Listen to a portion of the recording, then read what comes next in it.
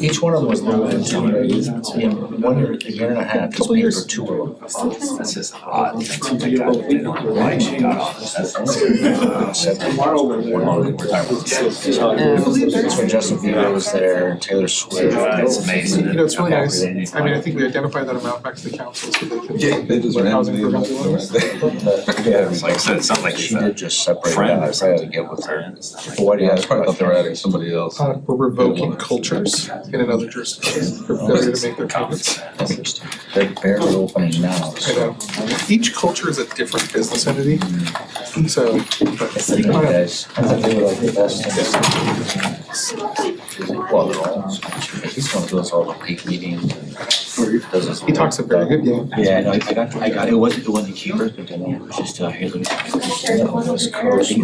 Bounced the check. I guess what our check fee is. For the $8,000 check. Yeah. He made.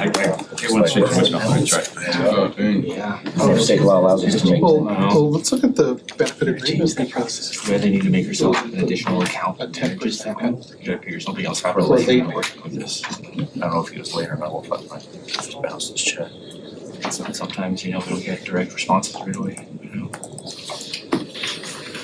Give it 2 seconds. Give him a chance. One more chance. You talked to me today. I talked to him earlier. He called me about something. But I mean, when I Hope I didn't forget it.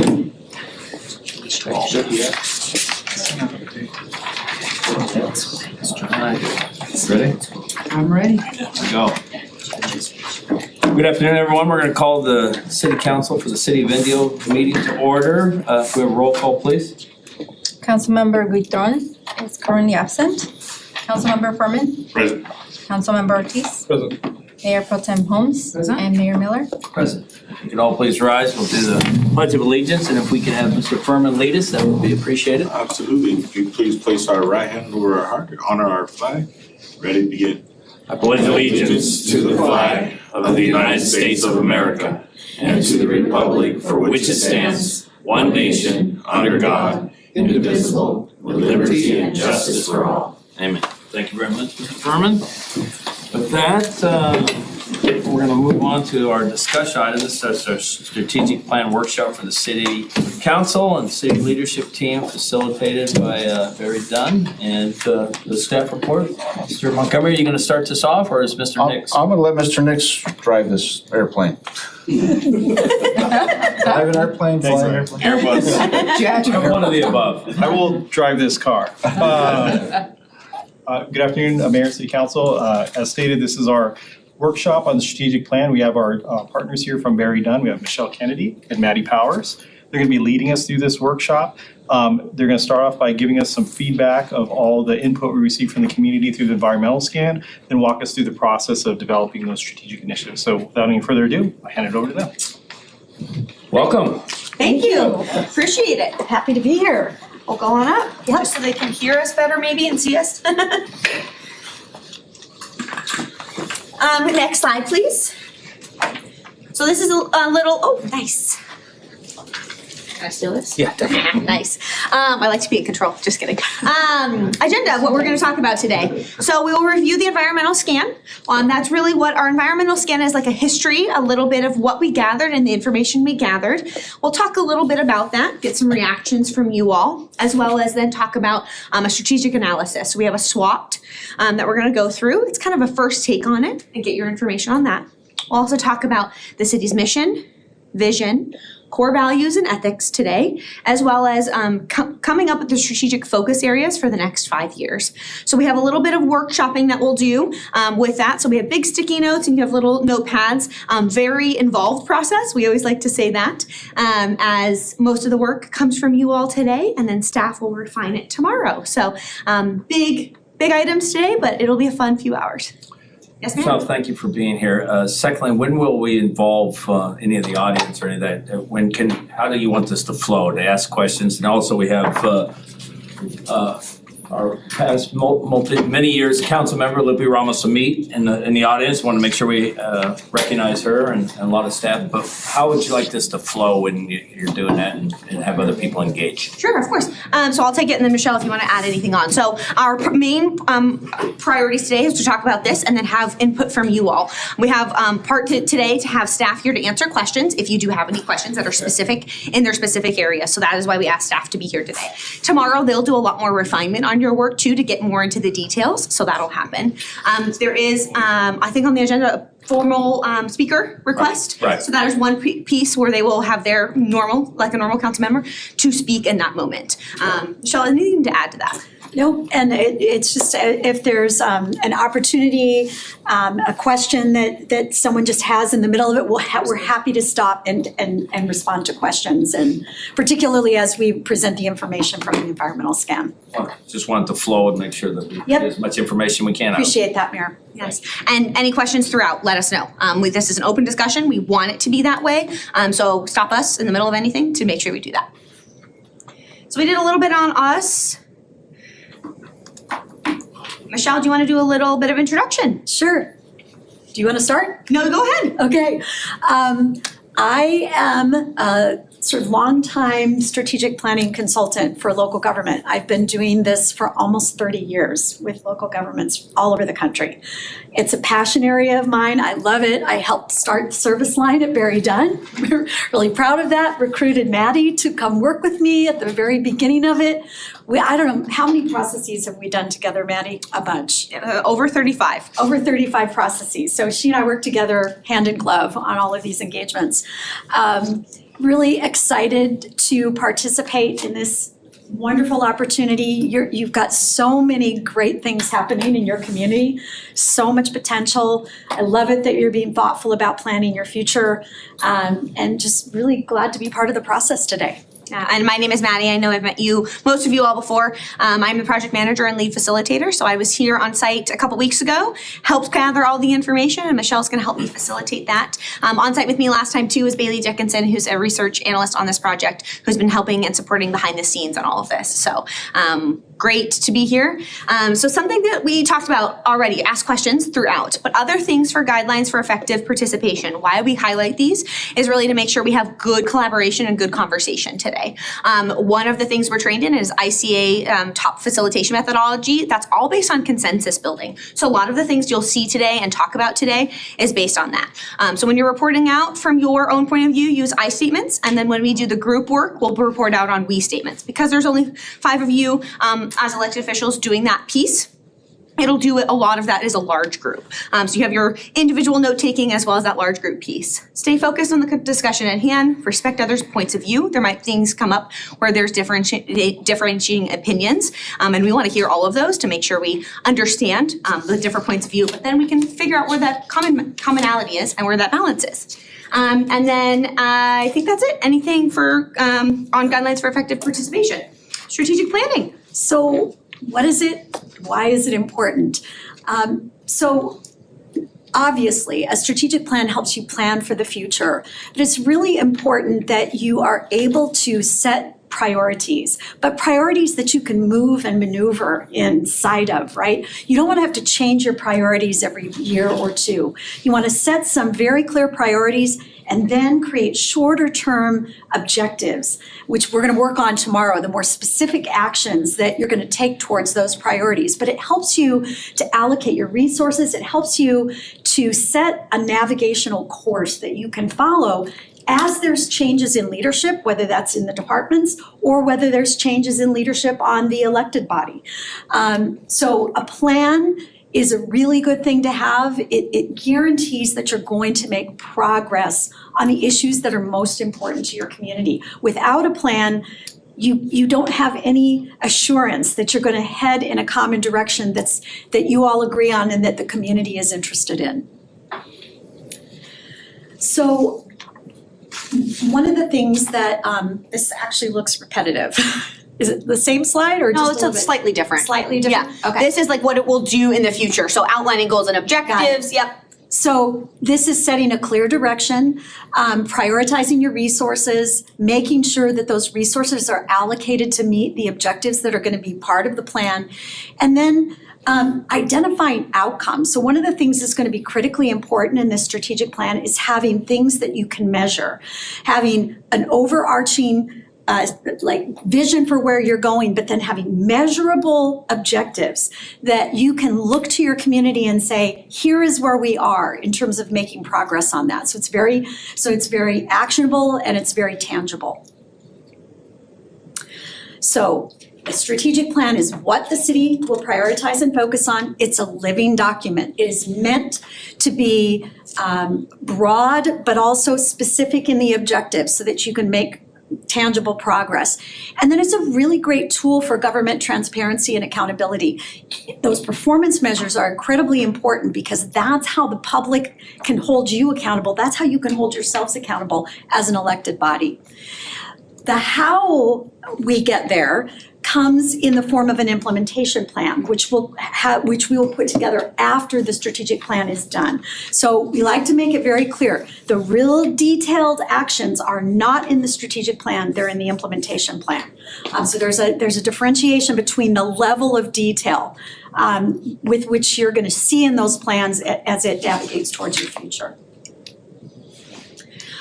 These are the different roles that are involved with plan development. So the community, that's an error. This is meant, we just finished Capitola's strategic plan up the coast. Your community participated in this process, and the community is mostly involved in helping create the vision statement and kind of setting those ideas for the priority focus areas that you're going to set today. Then we work with you, the City Council, to develop, refine a mission, vision, and a set of values. Then we identify those focus areas and the strategic goals, and then we're going to bring the draft back to you for adoption.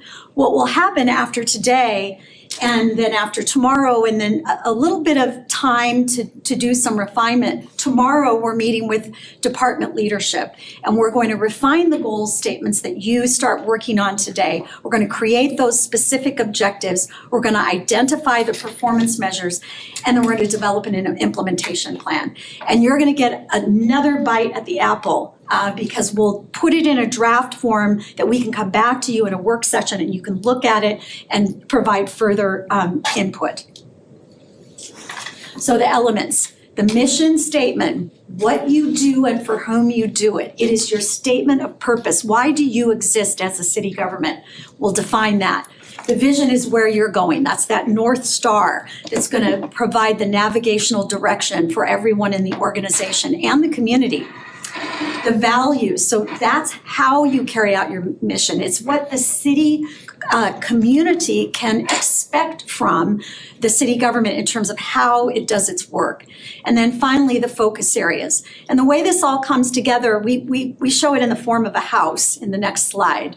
So when your plan is all said and done, it's going to include all of these elements. We'll probably have somewhere between 3 and 5 priorities. Sometimes there are 6. We usually try to keep it to 4 or 5, but we'll see how that shakes out today. Every single one of those identified priorities will have a goal statement that says, this is what let's say robust infrastructure was a strategic priority. That goal statement is going to say, this is what it actually looks like when we have done a good job and we have put robust infrastructure in place in this community. And then objectives under each one of those goal statements, and there might be anywhere from 3 to 8 objectives, somewhere in there. And then those outcomes and performance measures that will define how we're going to measure our progress towards those objectives and towards that goal and ultimately towards that strategic priority.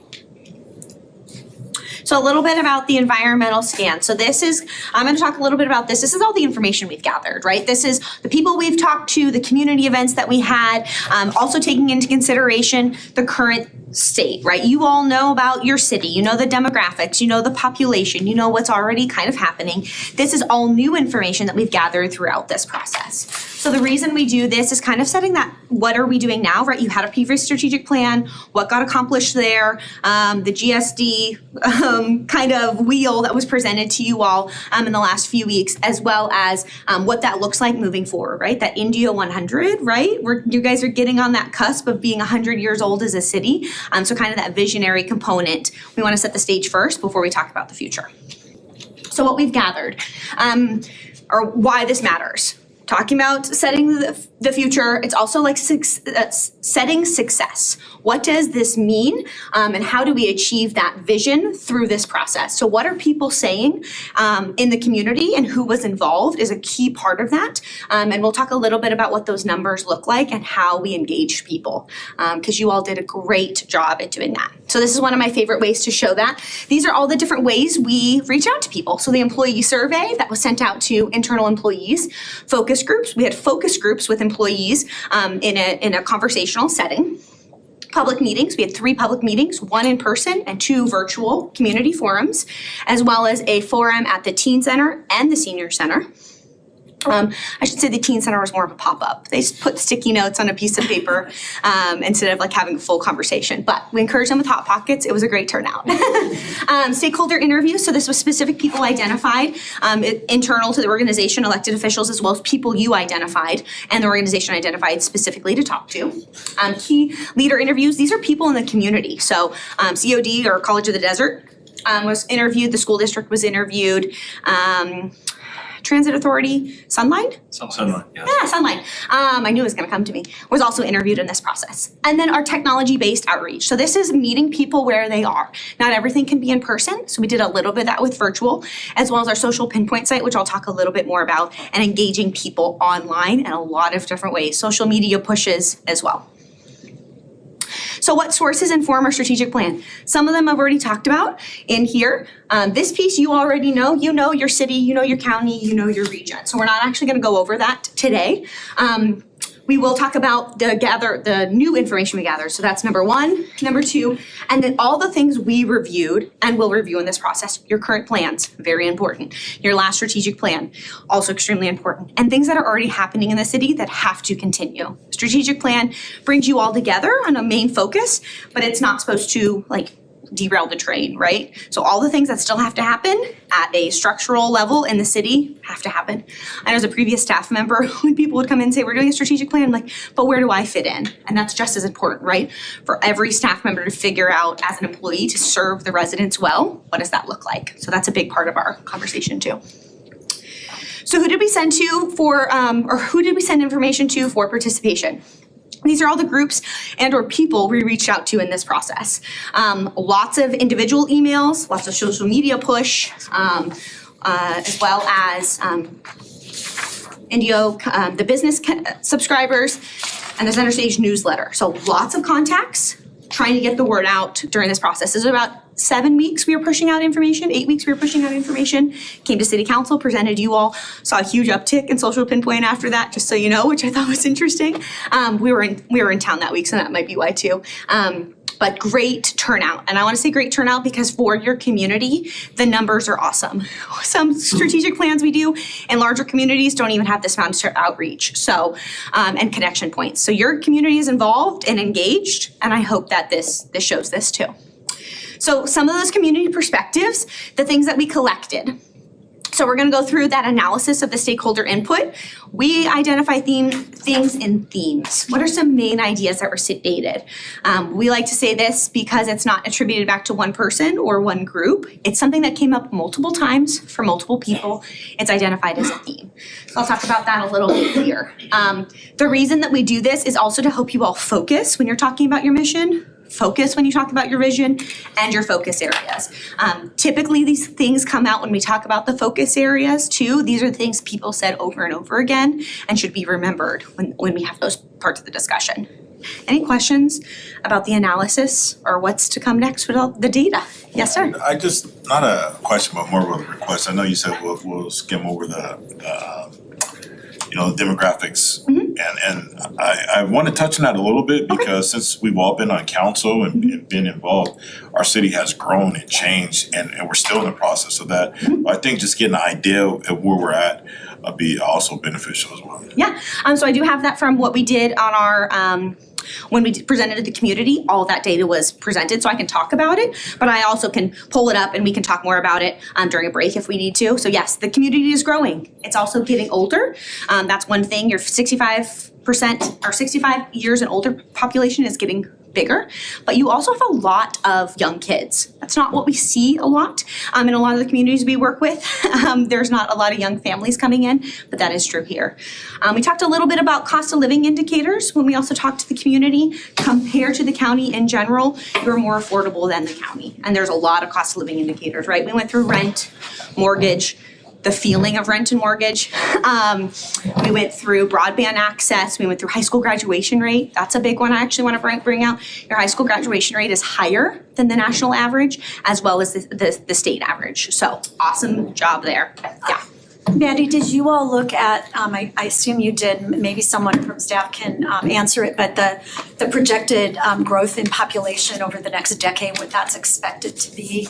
We did talk about, there is supposed to be growth, especially we know that there's a lot of homes and new growth coming in north of the city or north of the freeway there. Yes, so the population is expected to grow. I don't think we have actual numbers that were presented, but we do know that it's continuing to grow and attracting people. Yes, Mayor. Just want the record to reflect that Councilmember Ben Gutron has joined us, so. Hello. Yeah. And then also I have a couple quick questions on Yes, of on course. that. So when you did the outreach and you said you came off and I saw the list of Yeah. the different groups, did you, and I saw you saw the HOAs, did we reach out to like some of our bigger, I don't wanna say stakeholders, but like the Polo Grounds, Golden Voice, what they're looking at, our STRs who, what are they thinking and what we're going on, because they have a large investment in it, the auto dealers, all the different groups that are working towards that, our tribes, what are their thoughts? Because, it's all of us together and our strategic plan affects them and their movement affects us too. It's Golden Voice, if they were to have a couple other concerts, it affects the way we're doing stuff. If the tribe decides to build a new hotel, which they've talked about, do other stuff, it affects us on what our goals and plans are, because we might have to change some of our stuff. So I was just curious, did you get with some of the larger ones, and if they did they comment?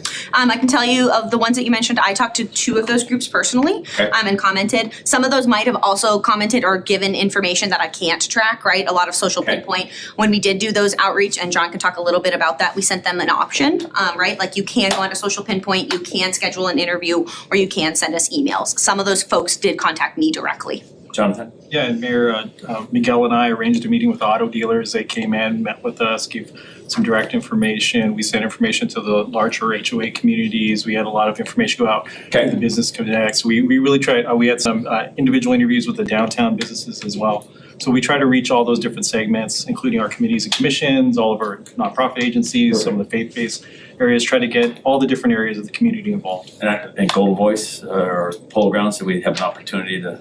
I think we sent them the information. I don't know exactly if they responded. Okay, and then also the tribes? Okay, perfect. And, like I said, they're big stakeholders, they have a big say in what goes on here too. They can affect us good or negatively, Yep. depending on what they do. Absolutely. Yeah, and Mayor, I think it would be really important, those stakeholders that have a lot of influence, when the plan is either in draft form or completed, it would be really important to communicate it out to them so that they can, number one, see where you're going to focus, but 2, find out where they can align with your focus. I think that would be really powerful if you can do that. Thank you. Absolutely. Any other questions on this piece before I talk a little bit about what the actual outcomes of that was? So this was a social pinpoint site. So I do want to say this was what it looked like, and it was updated throughout the life cycle so far of the plan. This is an older picture, so we're on phase 3 right now. So the stars moved. But at the bottom, you can kind of see what happened. So views, people who opened the site or clicked it to open it. Visits, this is the number of people who went to the site, 778 people multiple times. So you can see as visitors is lower than views. People are going back to the site multiple times. It can be from a public computer, sometimes we see that, or from the same device. So this is tracked by IP address is how those numbers are done. 585 visitors to the site themselves, 165 contributions, that means they interacted with the site. And then 120 contributors, so that's the number of people. So these people interacted multiple times, that's where you get 165. Something that I always want to say about this slide is visitors, visits, and views, we kind of call as passive engagement. They went, they might have checked it out, they wanted information, but they didn't interact, at least on Social Pinpoint. They might have interacted in another way. They could have come to a community forum, they could have emailed us, or they could have been a stakeholder in the process. So this is kind of more passive engagement. This is more active engagement. Numbers wise, this is good for a Social Pinpoint site. It's one factor we looked at, right? So it's not the overarching factor, it's one point of data that we want to say. Any questions about Social Pinpoint? No. So the people that we engaged, we had 430 contributors. So total, if I added all of the engagement up, we had 430 people contributed in some way to this process. And 800 people either reached out or engaged in that passive way. So they either read information or they engaged passively, like through Social Pinpoint. That's great numbers for your size of community. We worked with a community of over 1 million in population. I didn't see that much engagement. So just something to note, you have a very engaged and active community who's interested and wanted to be a part of this process. So on the left is our in-person engagements that we offered, and on the right is the virtual. Any questions here? Okay. So these are going into the summaries. So the top focus areas that were mentioned, this is in the prioritized category. So these are the things that are the most important to people. Accessible, efficient, and effective government. Activities for all, this is like amenities, people, things to do in the city. Business improvement, this included both small and local business, as well as some large manufacturing we actually heard about, ways to attract people and keep people here for jobs. City beautification, this is the view of the city and how it looks and feels to people. Community buy-in and community events. People love the community events and they want more. So we heard a lot about the things downtown, the center stage downtown, going to be able to do things and gathering people together. Gathering spaces were a big part of what people said. Family centers and more resources. So ways for people to engage not only as elderly or as teens, but places for families to do things was important. Faster internet, which is an interesting one considering our broadband is fairly good in the area, but it could be improved. Healthcare, so this included mental health as well as physical health, options for hospitals as well as facilities, so doctors and dentists and all of chiropractic, like if you go down through the list. Housing options. So housing options came both up in the affordability piece of housing as well as options for housing, right? So more choices, first-time home buyers or choices even for apartments. Actually came up in our senior community when we talked to them. Having more options that are safe for them to live was actually a big takeaway from that. Planning process related to the UDC and general plan, Unified Development Code and general plan, making sure that people are aware of that. That was a specific call out. It showed up at least 3 times, that's why it's here. I want to remind people of that. Preparing for growth and development. This came out in a lot of different ways. The housing that they know is coming, as well as traffic and traffic congestion. Quality of life improvements. This was mostly related to parks and recreation. Right, you have the recreation district, Desert Recreation District. Thank you. DRD. Thank you. I knew the acronym, but I actually didn't know what it was called for a second. And the partnership with that, but they want more. They want more things to do that are more outside options. Safety, this included police, fire, and medical services. So not just police, which we know is internal to you all, but also fire and medical, which is in the district. Senior center, more options or times to do things at the senior center. And then transportation infrastructure. This came back to road improvements, traffic. Monroe and Jackson were mentioned a lot as places and points of interest. So these are the things that people want you to prioritize. Continue. These are things you're already doing well and they want you to continue doing them. Don't forget about them kind of ideas. Activities in public spaces, being family friendly, civic gathering areas. The Performing Arts Center was mentioned multiple times, which I think is interesting, as a place where people want to go and do things. Community outreach, downtown development, a lot of positive comments about what's coming with downtown, the liking of what's coming with downtown to continue that vibrancy and doing it. economic development and business choice. Environmental health, this came up in more being aware of it, and you all are speaking about it and are aware of it, so maybe awareness there. Festive atmosphere, this came up multiple times, and I love the word that you use, festive, kind of remind me of the festivals kind of play on, but continuing that feeling. Growth and development, improving the negative past perceptions of the city. So this came up multiple times, and the feeling of safety, the city feels safer now than it did in the past, and they want that to continue. To be able to go downtown and do things, go out with their families and do things, that feeling of safety. Local business environment is great, and they want to continue that small local businesses and encouraging that. Recruitment and retention of city staff, making sure that the city employees feel valued, feel heard, that they have good morale, and the things that can be put in place really to help support them. And then finally, safety. You're doing good, keep doing it. Police, fire, and medical services, and what that looks like with your relationship too with the fire district. And finally, this would be the areas that they would like to improve. Some of them you're gonna see are in multiple categories. That's typical. That probably means that it's talked about a lot. So these are the top 22 areas that were talked about for the most improvement.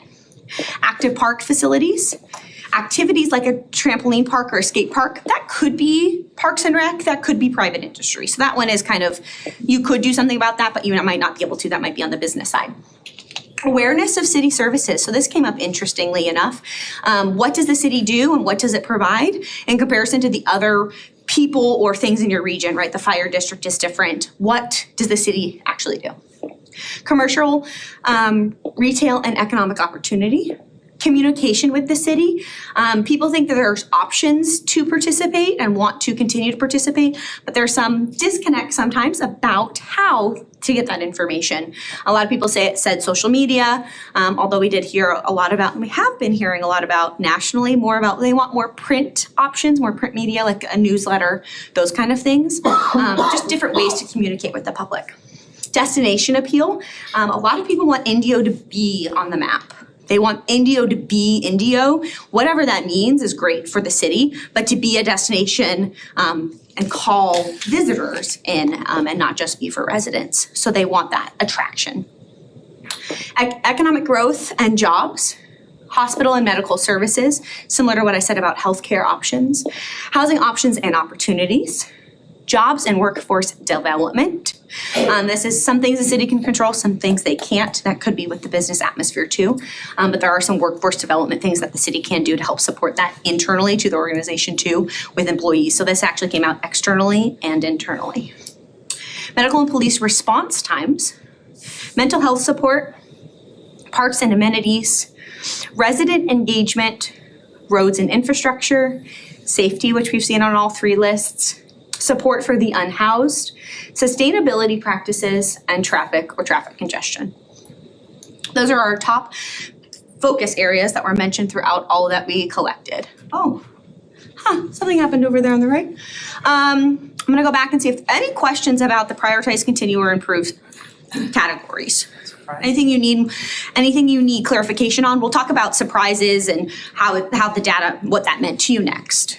No, I think we're good. I had a question. Yes. When you collected the data, was it broken down in age demographic as well? It's not, no. It is a variety. I can tell you by some of the examples because I pulled it from the teen center or the senior center, I could tell you that, but Social Pinpoint does not have that demographic data. It's more general.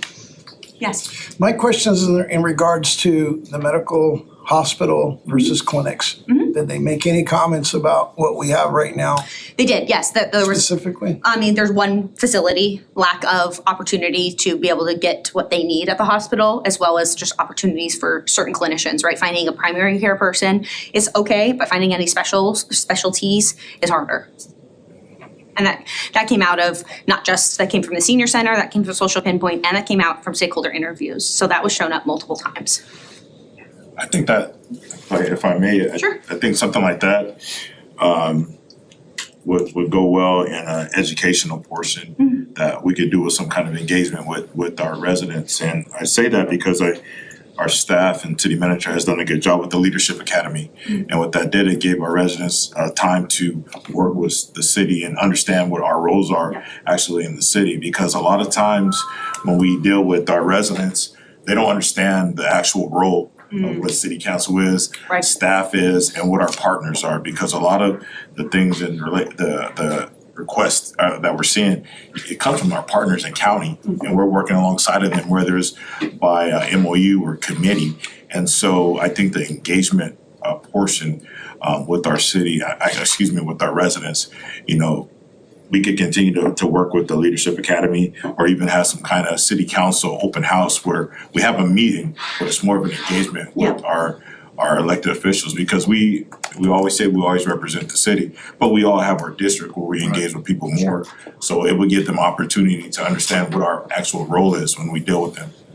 I don't wanna forget that, so make sure you write that down and bring that up later. Absolutely. Cause I am not taking notes right now. So, that is an interesting point. That is a growing trend with cities across the country over the past couple of years. We are seeing that adding leadership academies and adding civic opportunities, right, to learn about how their city government works is a growing sort of focus area. Yeah, and also, as our populations turn and we get new people in, and we visit schools a lot, high schools, and we do career days, that gives us opportunities to really educate the next generation of how we actually operate.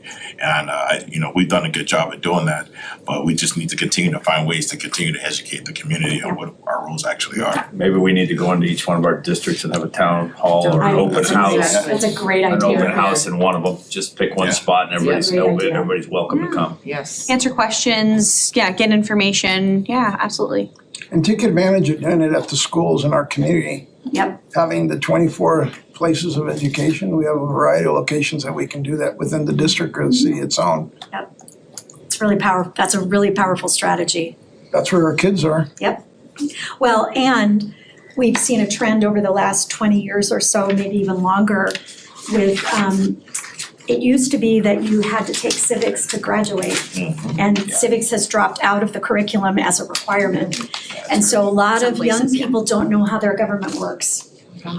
And that's a real challenge. And so the more you can find ways to actually get out and educate people about your city, the better. And the role of the city, right? What's the difference between the city and the county and the state, and where do you all fit in, right? That's a big piece of it. Any other questions about the data specifically? Is this an order of like numbers? It's not, it's actually an alphabetical order. Alphabetical. Yep. I did that on purpose because some of these are mentioned more times than others, but I think they're all important. If they're mentioned more than an average of 3 to 5 times, they're on here. This one, I will say these 3 boxes disappeared. They're all smashed over there. But there are lower percentages, and if I read them all out, I probably could figure them out. But the biggest challenge is, this is specifically from a social pinpoint poll. The poll was like a question that they got to answer, and then they saw the results. So it's actually an interesting engagement. It had 37 responses. Biggest challenge in the next 5 years is traffic congestion at 30%. High cost of living, housing / affordability at 22%. And then the economy at 11%. Is that printed on y'all's sheet? Can you Yes. see? Yes. Okay. It's correct here, but. It's correct there. So sometimes that happens with PowerPoint versus PDF. So down here, these ones are the largest percentage. These 3 up here, can I see really quick? There you go. Thank you, John. High cost of adding needed amenities like parks and green space is this 3% up here. Demographic changes is 0%. So that's not, they don't see that as a challenge. And then this big part right here is the traffic congestion. So traffic congestion, high cost of living and affordability, and economy right there is at 11%. It's for the people online if anyone's watching too. And I can tell you that those 2 that are the biggest, any city that's part of a larger metropolitan area, those 2 rise to the top all the time. It's traffic congestion, and then affordability is an issue everywhere. I will say traffic congestion also came back up again after the pandemic when so many people were staying at home and weren't commuting and going to school or to work. So it feels to a lot of people, that feeling is back up because it feels more. Doesn't mean that infrastructure doesn't need to be improved or roads don't need to be improved, but the feeling has increased, if that helps. Okay, stakeholder views. So this is, I always say it's my favorite question to ask, and I probably shouldn't, but it is my favorite question to ask. So the question is on a scale of 1 to 5, with 5 being the most confident. How confident are you that the city will be an even better place to live 5 years from now? So confidence in the city is really, really high. 27% said 4, 35% said 5.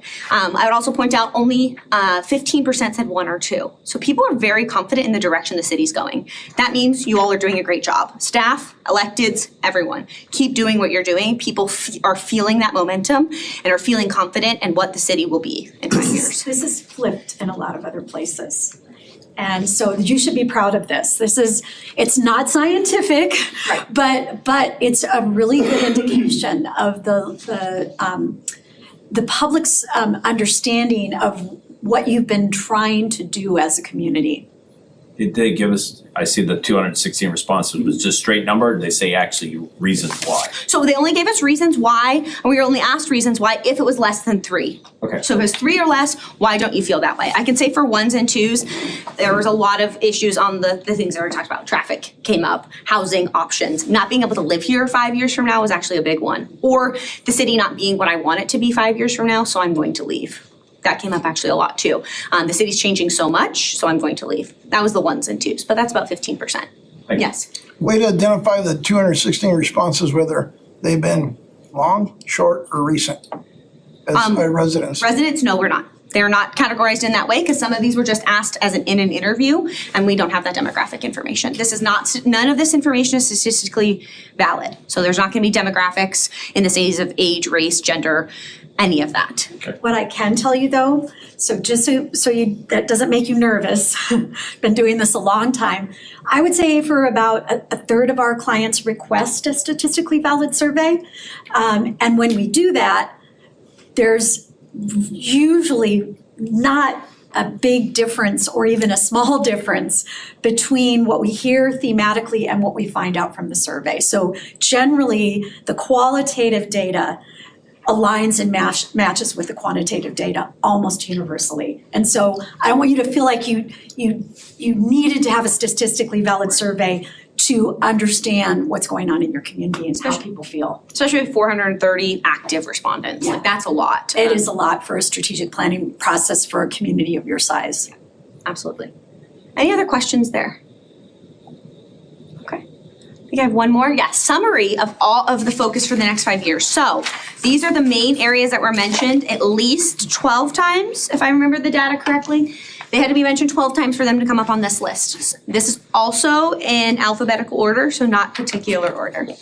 Community and economic growth, communication and public engagement, community events, quality of life improvements. I kind of put those together because they can be some things the city can do to improve that and some of the things they can't. Economic development, housing options, public safety, and roads and infrastructure improvement. So these should be things that are starting to, kind of gel in your mind when we get to the part of the conversation where we're going to ask you to identify focus areas. This is a starting point for that. 25, if you want to circle that page on your, to come back to, that's slide 25. So this is the first, the first, I guess, interactive thing we're going to do together. This is called a SWOC or a SWOT. It can be seen as both strengths, weaknesses, opportunities, and challenges or threats. But I like SWOC better. Challenges gives us more opportunity for improvement than threats, which seems a little like, I'm going to fight you. So we do this analysis looking at all of the data, and we want you all to react to it. So we're going to tell you kind of what it says, and then we want you all to tell us what's missing, what should be added, and how we can look at this to kind of look at that current state of the city. Can you flip to the PDF? Certainly. Thank you. So this is that SWOC, so strengths, weaknesses, opportunities, and challenges. What you'll see in the bold is kind of that overarching idea and then some words to describe it. So strengths, let's start there. I'll start with strengths, then we'll do some reactions and then go through the rest of them if that works, just because there's a lot. Community buy-in, strong support for residents and businesses for city projects and improvements, also engagement, right, that came out here. Infrastructure progress, people are feeling and seeing the significant advancements in downtown, bridges, and transportation hubs. cultural transformation, positive changes in organizational culture, employee engagement and morale. So that's really internal to the organization, which was awesome to hear. Really engaged and active employees, even from the people who came to the focus groups. They wanted to be there and give us their thoughts. And then diverse community. Indio's diversity is seen as a strength, providing a rich cultural environment. When you look at those strengths, what else do you want to add there? What do you think is missing in the current state of the city? And these can be either internal or external.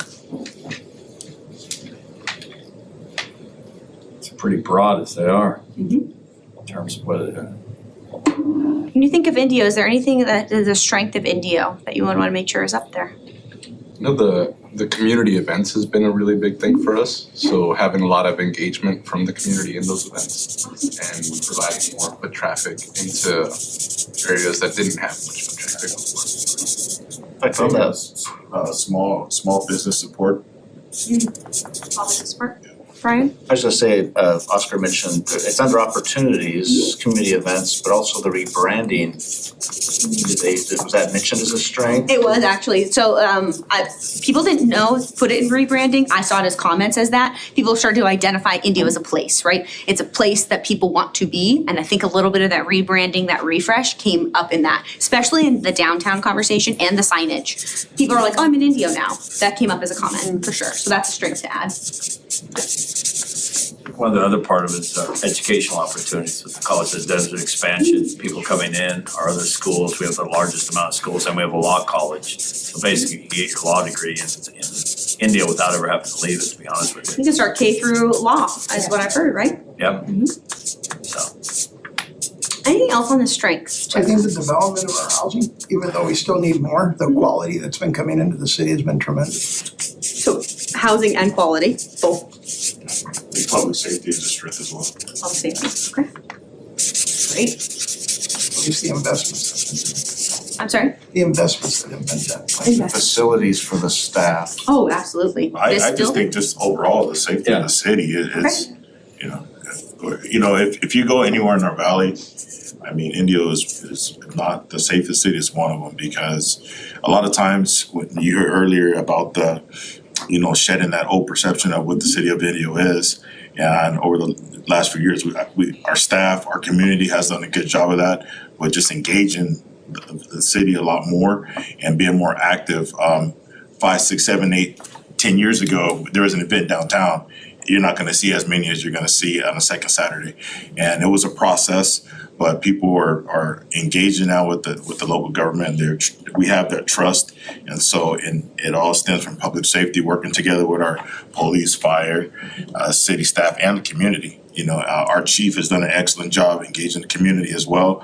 You don't see that in a lot of communities, and sometimes that hinders the process with the relationship with residents and police. And our chief is one that's really out there, so I think that's a good thing. That's Shall great we job add outreach. investment next to public safety? Because that's what I heard, investment. Well, it's an investment in we've done buildings, we've also Yes. done equipment, both fire station with new fire truck, new cars, new buildings for both. Investment in our staff in terms of hiring more employees for the public safety. Just a better overall atmosphere, and then great leadership is from the city manager to the police chief has helped us to continue to grow. And I think what's a big part of that perception change is the communication and how we've pushed out.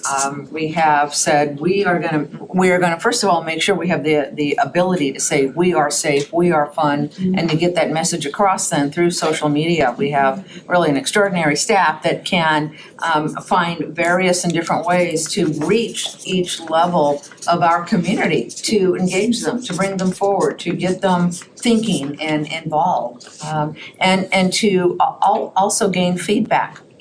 What do you need? What do you want? What do you want our city to be? So that change in perception has a lot to do with our outreach.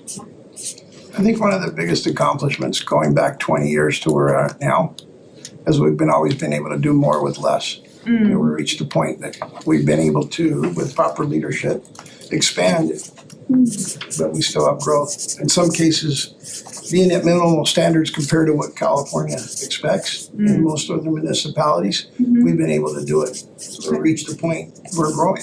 As a strength and maybe an opportunity, right? Yeah. Yeah. And those have been, in some communities, it's absolutely impossible. Oh, yeah, for sure. So we're doing more with less, but we're doing our best to keep up. I think it's also the overall attitude of our residents too. I mean, before even, I think we've all heard it before where, you know, they didn't want to live in Indio. Now they're proud to say people, when you go to places, they're proud of Indio, what it's accomplished. From, you know, the small things from the landscaping we're putting in to the new businesses, to the downtown, to our investment in the roads and stuff. You know, they see that as a positive when they look around the other parts of the city. And it used to be Indian Wells, Rancho Mirage, and now the Indio's in that sentence, because when they drive through here, they used to drive through to go to certain things. Now they drive here to come stay with the things. Right, and they know they're in Indio. Like, I think the Exactly. big piece of that is that now they know where they are, The whereas they entry might have not signs, before. the branding's part of it, the entry signs, the landscape, the good roads. You know, we used to have the worst roads, now we have some of the We best have the roads. best, absolutely, Yeah. the best. That community pride is huge. I'm starting to hear people say, hey, I wanna live in Indio, right? So I've been here just long enough to know when that wasn't the sentiment. And with everything that we have happened, and our leadership, and our staff, and our social media, and our police chief, and our safety, and how our city looks on and on. Now it's like, now I wanna live in Indio. I wanna live in Indio. And to me, it's music to my ears. I can't think of a better place to be, which then fuels me, us, all of us, in terms of striving to push it forward even more. Councilmember, did you have something to add? One thing that I'll add is I think that we've been doing a good job of having a really cohesive approach to certain things. Okay. So like in downtown, public safety was an issue, right? But we worked, obviously we have good leadership on the police department, but it also was the investments into small businesses, the rebranding, and the community events all brought the foot traffic to make the public safety better.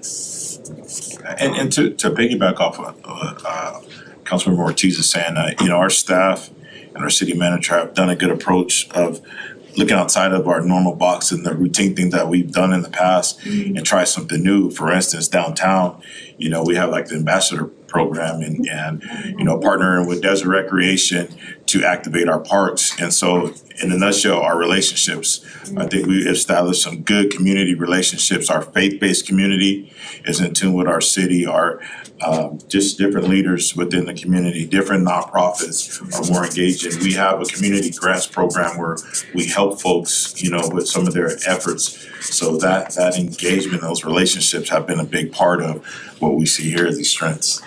And we no longer say, we've always done it this way. Because now what we're saying is, what do we need to do different? Let's find a way. Yeah, let's figure it out. I think that needs to go under opportunities for sure to continue that, yeah. Okay, that's great on strengths. We're gonna move on to weaknesses. And sometimes this is harder to think about. Sometimes it be exact opposite, sometimes it is harder to, on that negative side, sometimes to think about, but resource constraints. So limited resources and funding can hinder the timely completion of projects and ability to address all community needs effectively. Siloing, lack of communication and collaboration between departments leading to inefficiencies. This can also be not just internal departments, this should also say like regional partners. What does that look like? Is Indio doing something but someone else is doing something? Should we work together maybe to do better for the region? Recruitment and retention, this is internal. Difficulty in attracting and retaining skilled staff, especially in competitive job markets, especially for specialized skills. And then unhoused, increased homelessness, issues affecting parks and recreational areas and open spaces. What other things would you add here?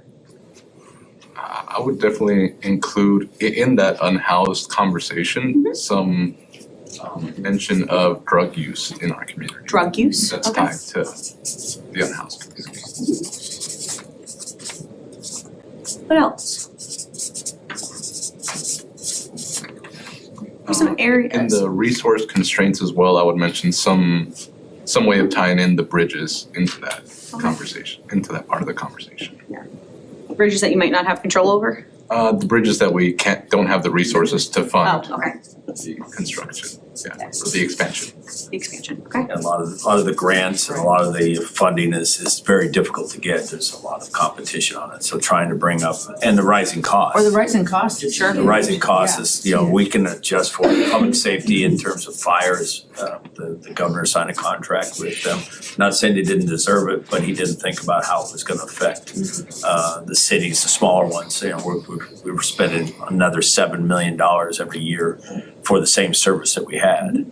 And we love our fire department, but it also taxes all the new income that we have coming in, so it's difficult. And it's not just the fire, it's the ambulance service. Sure. Yeah. Police and That's also or important, fire right. and Ambulance. Yeah. We do have huge retail leakage. Retail leakage, Per capita, we're one of the lowest revenue generators. We should be generating more revenue, but our folks are shopping Leaving? outside. so they might live here, but they're shopping outside of Indio, okay?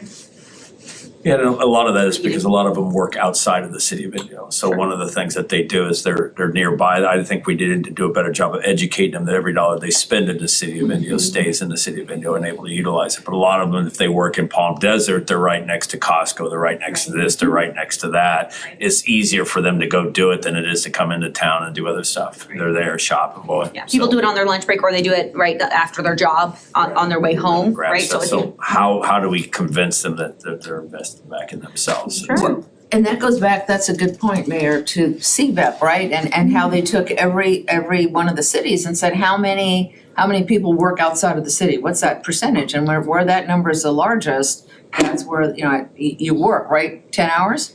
By the time you get there and come back and you're gonna stop around the corner before you come home. Somehow we have to change that equation of having the kinds of businesses and opportunities in our city so that our residents and our kids and everyone can stay and work in our city and not have to travel, because that's additionally a burden in terms of gas and everything else. So just imagine having the kinds of businesses in our community that can be self-sustaining to our residents, and I mean, that just speaks to a better quality of life that helps with all the programs and the second Saturdays and the movies and whatnot, and getting home in time to do things and stopping by someplace in Indio to shop for whatever, for that pizza or whatever it is that they're buying. So jobs, I think to the Mayor Pro Tem's comment, that we have a lack of jobs in Indio. We need more jobs. Or well-paying jobs. Well, yeah. Job opportunities, what that looks like. Livable wage paying jobs. Yep, We yep, need the jobs who would contribute to their lifestyle and their quality of life within the city. right, yep. I think the one that I'm thinking of is, I guess, healthy options, but I'm thinking in some areas of our cities, we don't have like healthy options for grocery stores or restaurants. Food deserts or maybe, Yeah, food okay, deserts, that type of thing, but also what you mentioned earlier is the access to mental health resources. Okay. Or healthcare specialists, kids that, we have a lot of kids that have learning disabilities, things like that. So maybe some kind of community resources for those kind of challenges with our community. yeah, that family resources piece, I think that got mentioned a couple times, yeah. Okay, I think one of our weaknesses, something that we have to look at is our tree canopy within the city.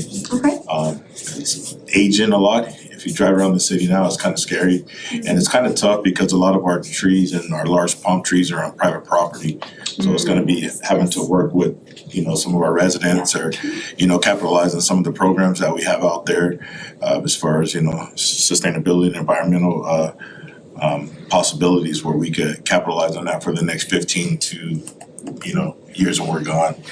It's difficult for people that don't wanna cut, it's like the landscaping, you get the big bougainvilleas and they turn from a shrub into a ball or a hedge. And everybody just leaves it and they don't realize it's supposed to be taken out every 5 to 7 years, but nobody wants to actually do it. And it's like the palm trees, so they're beautiful, but now they defeat their purpose. They're 60 foot high and they're a focal point, but it really doesn't add to the canopy of the look when you're inside of it. From a distance, you know where you're at. But a couple of the other ones I think too is one of them is our relationship with like DRD. I think that's a weakness to us. Because those parks should be utilized more as the money we spend in. I use what I do, pickleball. Everybody plays pickleball.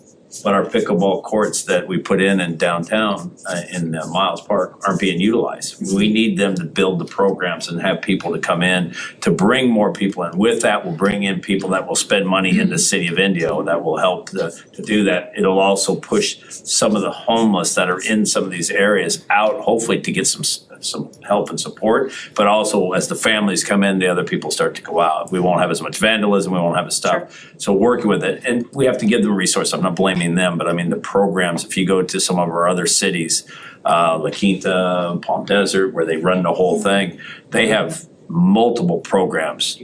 Pickleball lessons, they have soccer going on, they have basketball league, they got all this stuff. We need to utilize those parks more and get people out. There's a two-pronged approach to it, the mayor just mentioned. We have the activities, but we have the maintenance challenge. Yeah, And so we have a lot of park space and open spaces.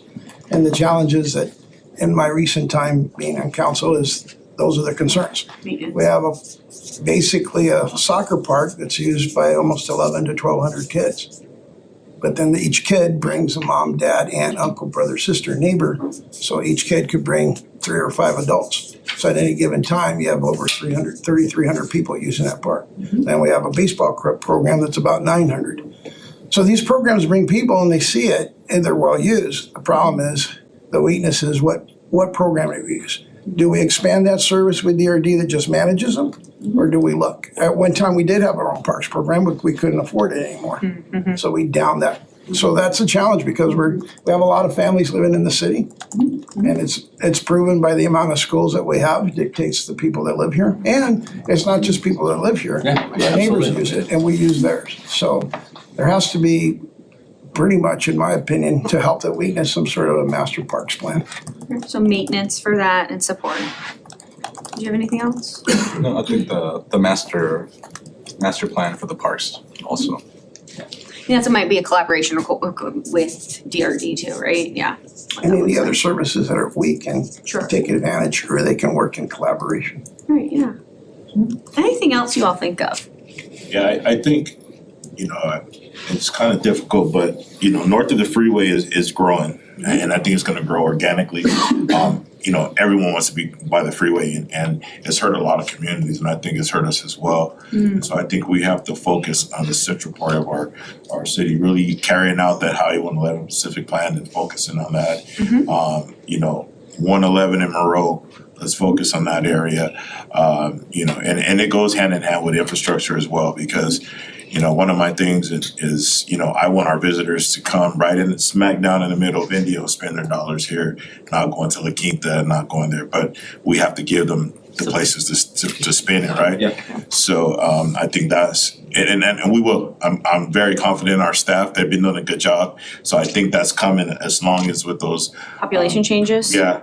Okay. And the other thing too is adapting to new times, like the mayor just mentioned, pickleball. 5 years ago, we weren't talking about pickleball. Nobody was. 10 years ago, it wasn't soccer, it was football. Yeah. Right, so a lot of times the residents ask us, why so many soccer fields at the sports park? Well, because that's what kids are playing, not as many kids play tackle football anymore. So adapting with times, I think is something that we have to do. I will say, I know we already done with strengths, but a strength that I do wanna mention or put on there is your freeway access, right, that was not mentioned. Like that is a huge piece for you all, both for visitors and residents, so. But a lot of these weaknesses are opportunities also. Oh, yes, so we see that a lot of the time, this crosses and this crosses. And these bleed over to all of them, right, because you could always say on the opposite side. Okay, so strengths, weaknesses, opportunities, business attraction, rebranding and marketing, community events, and sustainable practices. And to your point, a lot of things you just mentioned are weaknesses, actually could be opportunities for improvement. That's why you do all 4. Anything add to opportunities that's not mentioned there or we haven't talked about yet?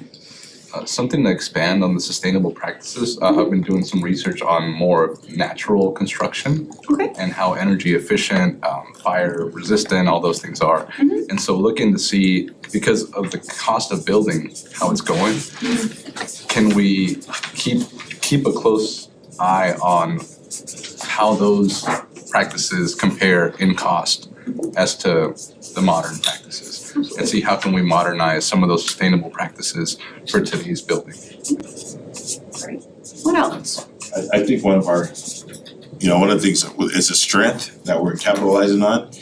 Before it was a weakness, and it's also opportunity now, is our downtown area. And I say that because we've turned a corner there and it's being activated, but we need more housing there, we need more bodies there.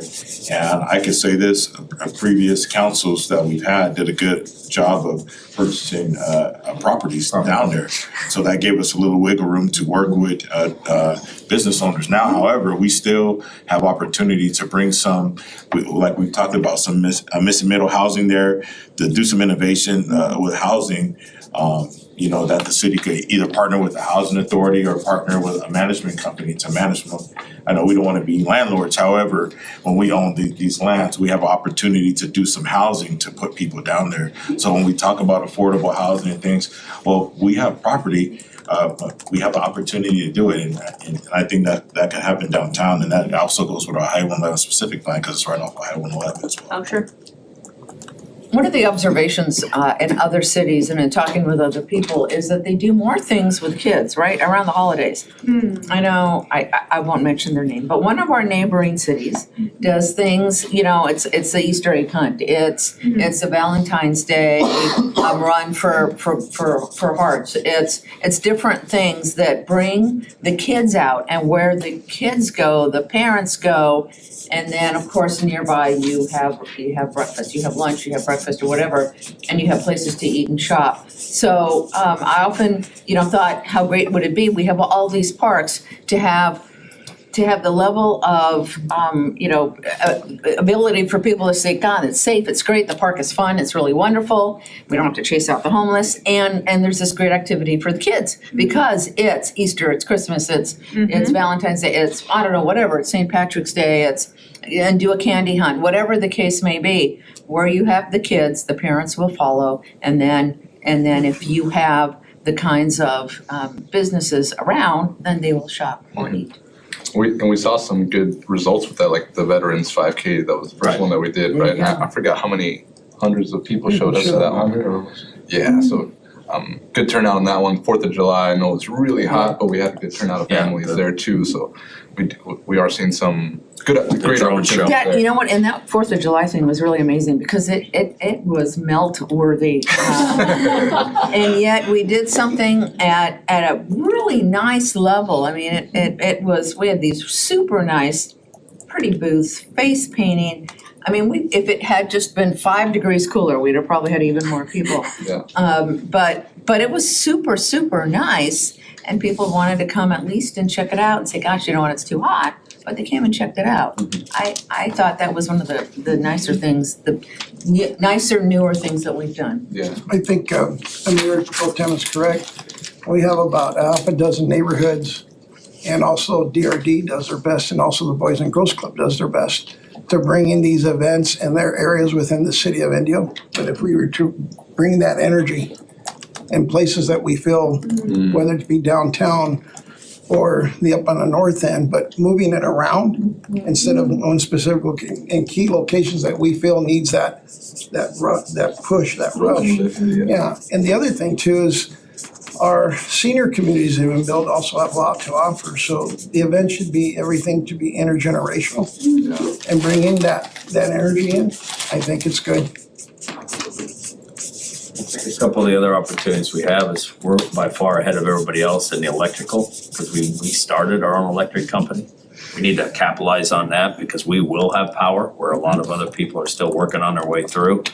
And we need to push that towards people, let them know that we will have the new substations and transformers in there to be able to do it where everybody else is gonna be worried about if they have power, and we're gonna be like, we have power. We got it. Come build. Yeah. So we gotta be prepped and ready to go.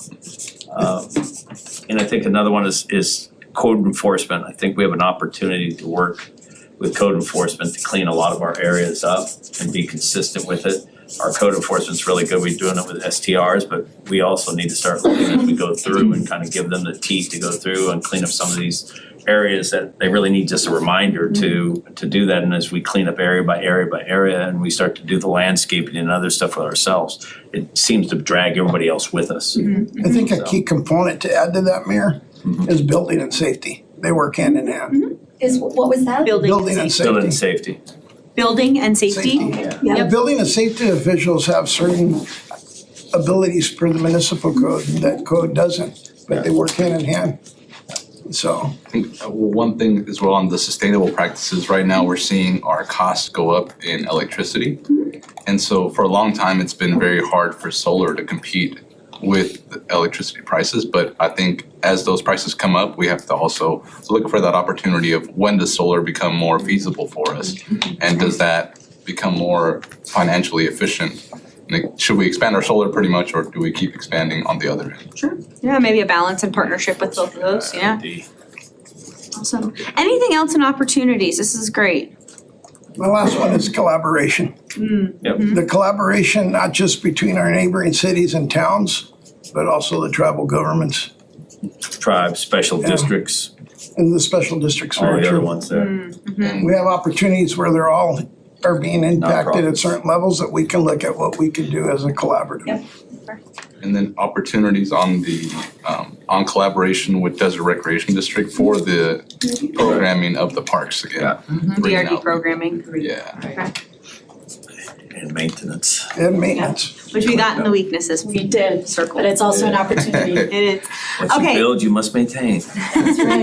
Well, and I guess there's a financial component to this, you know, Always money. and that Everything balance, there's and most of them. are we getting what we're paying for? Or alternatives True. to increase that level of quality, because frankly, some days I'm not sure we're getting what we're paying for. We have a vision, we have what we want, but you know, there's just huge costs associated. I was at the Animal Campus Commission just the other day. Everything that we're talking about, we have a lot of wants and needs, but there's always a dollar sign behind it. Yeah. So it becomes priority as well. And that's what we'll talk about next. Okay, so I'll back up. Yeah. No, you're good. It's a good reminder, but you beat me to the punch there. Yeah. And if It's I would like to add one thing. I'd like to add our youth advisory council Yeah. and our youth. You know, we have a great thing going with our youth. We have a great youth advisory council that help us, and they were just the other day, Saturday, they were feeding 500 veterans and their families at the at Veterans Expo. But we have such a large group of youth that could be such an asset to our community. And you Not do- only as future leaders, but how can they help us to build this city that's good for them, because we want them to go to school and then come back. So what is it gonna take for you to do that? And it's also a unique thing, sorry, council member, that you have the youth council person that's at your community events. I have not seen that in a very long time. So that's an awesome thing to get them entrenched in it. Go ahead. Yeah, I think it's valid that we do, because the youth is our future. But also we need the senior community to give us input to see how that future looks for them. Well, we already know, and the science backs this up, there's so many studies that have been done about this, the multi-generational and the opportunities for older people to interact with the younger people. We know the benefits to that, to both. There's been a lot of research around that, so, Well, we have a very active senior Yeah. community, which is great. to the point that Putting them the senior together. center is just bursting. It does seem. It's almost two of everything, but it's bursting because of it. Yeah, that came up as a want from the senior center too, to have more programming and other opportunities, yeah. Other thing too, I could add on the strength or the opportunities, or you could just put them on both. We have the biggest music festival in the world and the most popular country festival in the world, and we have to continue to capitalize on those opportunities. We've done a good job of getting there. We signed a contract, extending that contract. So what are we gonna do to continue to welcome those folks here, and how can we capitalize on them? I know the city has now, we've got into, it was at Coachella last year, we've had some things where, so when people come here, they actually know, Coachella is in Indio, and there's things going on in Indio. And we have the Day Festival, we have the Tamale Festival. So we have to continue to capitalize on those opportunities, because for the folks who were here prior to Coachella and Stagecoach, we could have a challenge if that wasn't here. So that's a great opportunity that a lot of, and challenges that a lot of cities would love to have. Well, even hearing that, right, Coachella's in Indio, right? That is different. Yes, there was one more thing you wanted to tell us. Well, I was discussing with our city manager, because it was brought up once before, depends how you look at it, but Councilmember Wayman is correct. We have a world-known event that brings 3 events every weekend. But along with that, we have other events and other big activities that are coming in, from field hockey to soccer to lacrosse. And it's a constant big ticket item because they're well attended, is we need to look at how we're managing our entertainment and how much more we can bring opportunities to the city. Okay. Which was mentioned earlier, those dollar signs. Yeah. So, And those are all tournaments, right? Yeah. The field hockey and all that. all sports tournaments, Yeah. bringing in a lot of Dog people. show. That's a huge one. Dog show, Huge, yeah. art show. So we really need to visit that Field hockey entertainment, goes on how that works pole. out Yeah. and what benefits we can pull out of it financially. Yes. Well, and centering around that too, right? Lots of things you could do there. Okay, last one we have is challenges. I'm gonna say we have 5 minutes to do this, because if not, we're gonna be here for longer than we want to. So 5 minutes for challenges. Infrastructure needs, operational deficiencies, deficits. Political dynamics and communication. What else in the challenges do you see? Money, Financial resources? financial, the economy going up and down, like right now, I mean, the stock market's going up and down, people are pulling back. The price of houses is limiting a lot of the people that are buying our houses. For Oscar's kind of conversation we had is our part-time residents, which is good to an extent, but they're not spending tax dollars year round in terms of buying stuff because they're gone. And even our residents, I mean, it's 110 degrees, a lot of them will get out for a while. That means they're taking their dollars somewhere else to spend it instead of spending it here. So part-time residents and summer, I'm just gonna put summer. Yeah, I'll say the extreme heat is actually probably slowing down our economic movement during the summers as well. Yeah, I made the joke a little earlier, I mean, I'm from Phoenix, you go from air-conditioned house to air-conditioned car to air-conditioned activity. If there's no air-conditioned activity, you're gonna stay home, right? That's typically how it is, at least there. So hence the concept of that pickleball tournament court. I'm good. Large building Doesn't matter, maybe it's 110, I'm self-contained with good the to go. restaurants and, and all of that, but I mean, I'm being a little bit funny about it, but honestly, the more we can have some activities Yeah. that are inside, events, inside, air conditioned with, like a bowling alley for crying out loud. Let's use that old pattern, right? You go in, it's cool, you have something to eat, you can chill, you can do whatever. I think we need more of that. And what the Mayor Pro Tem is right, I think it's affordability / proximity. And as you can see, especially with our planners that are here, they're building to where folks don't have to get in a vehicle to go somewhere. They wanna be able to go to the grocery store, go to the church, go to Walmart without getting in the vehicle, driving across town, using gas, affecting the environment. So and what that does, it also creates affordable living situations. For instance, if we talk about affordable housing, you might have a affordable housing complex, but if your power bill is $500 a month, Right. That situation could be tough. So I think just affordability and proximity with things and looking at some of our projects that we have coming and some of the things that we've done, we've turned a corner in our community as we started to grow. And so I think that's one of those challenges. And also, we talked about dollars, but infrastructure is one of those things. It's just a challenge because we have folks at certain times of the day trying to get north of the freeway or trying to get on the freeway, and it's taking more time. And what happens, people get impatient, then we get car accidents and things like that. So, traffic as well as public safety, I think that's still a challenge as well. And that'll continue to be a challenge. And as the prices go up too, then we can build less and less, which makes it very difficult. And prevailing wage by the state of California, I'm not against paying people a fair wage, but when you're talking about housing and infrastructure to actually open up for more economic development, they need to come up with a different dollar amount to be able to compensate them fairly, but also be able to build more. Our last interchange was 68 million for a huge one. Now it's 125 million for a small one. Could go up. And now it's gone up. And we just can't do it. Yeah. So it makes it difficult because it takes away from the other stuff we need to do. I think another one of our challenges that, it may be on the next level, we don't control.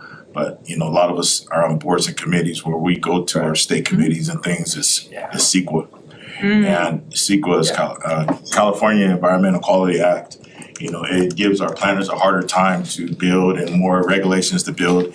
And I know there's some regulations and things, they're looking at the state level, but CEQA, with the C, yes, C is Charlie. Oh, CEQA's tough. California. That's right. I would also just say CEQA, and then I would do dash state regs, because there's a lot of state regulations that could impact you all. And I could also say this, one of our strengths, our city staff and our city manager has came in and they streamlined a lot of our processes to make folks experience the city hall better. So that's something we were able to control, but CEQA was one of those things that's just out of our control. Anything else? One more, and we talked about this earlier, me and Councilmember Furman, but the rising cost of childcare, the lack of options Oh for my goodness. childcare Yes. is a huge challenge for our community members. So if there's any way that we can incentivize, maybe the successful operators expanding their services or other ways to incentivize those businesses. Especially with your 0 to 5% of population growing. That's right. In the last 10 years. Yeah, we just had a city government in the Denver metropolitan area. They'd been kind of like reluctant to go down that path, but they kind of put a stake in the ground and said, we're not gonna provide childcare, but we're gonna figure out how we can support that. It's a gigantic issue for them, and It's gonna take the small ones. I don't know if you're gonna be able to get the bigger ones. It's gonna have to be the family ones that are in Yep. communities that are willing to take 8, 10 kids that Yep. are willing to do it. Cause you're just not gonna get the big ones because of the regulations, the cost and the overall. Or partnerships with corporations, that has actually come up a Well, we lot. talked about that. Workforce housing, working like with the hospitals, they expand to be able to build an apartment complex with that. And as we're starting to build these complexes, and I think the city's always done that, is making sure they have some kind of wraparound services, especially if they could have childcare there, recreational inside so the kids can stay in that area, like a pool or something.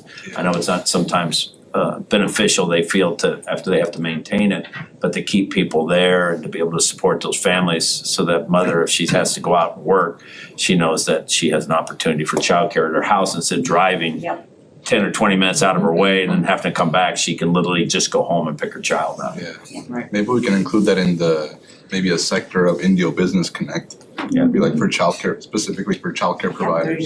Yeah. because that's connected to being able to have a workforce, right, that's stable. Yeah. You don't have a stable workforce if you don't have the childcare options available, so. And it's exacerbated when, people have to drive to Palm Desert or whatever, and then they Right. have to hurry up and get home because they gotta pick up their kids. However, the benefit is that a lot of the childcare we have that I think needs to expand, are local, are our families, our small Community-based, businesses.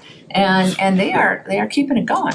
Yeah, and one of the problems you have that with the childcare too is I hear from a lot of our families and my kids I have grandkids, but is the ACES after school program. It's like a lottery system. It's not based on everything else. So one time you might get it, the next time your name's out of the hat and so it's unstable. ACES and then the state of California needs, if they're gonna do that, they need to provide more assets to the schools to be able to do that if they're gonna stay there.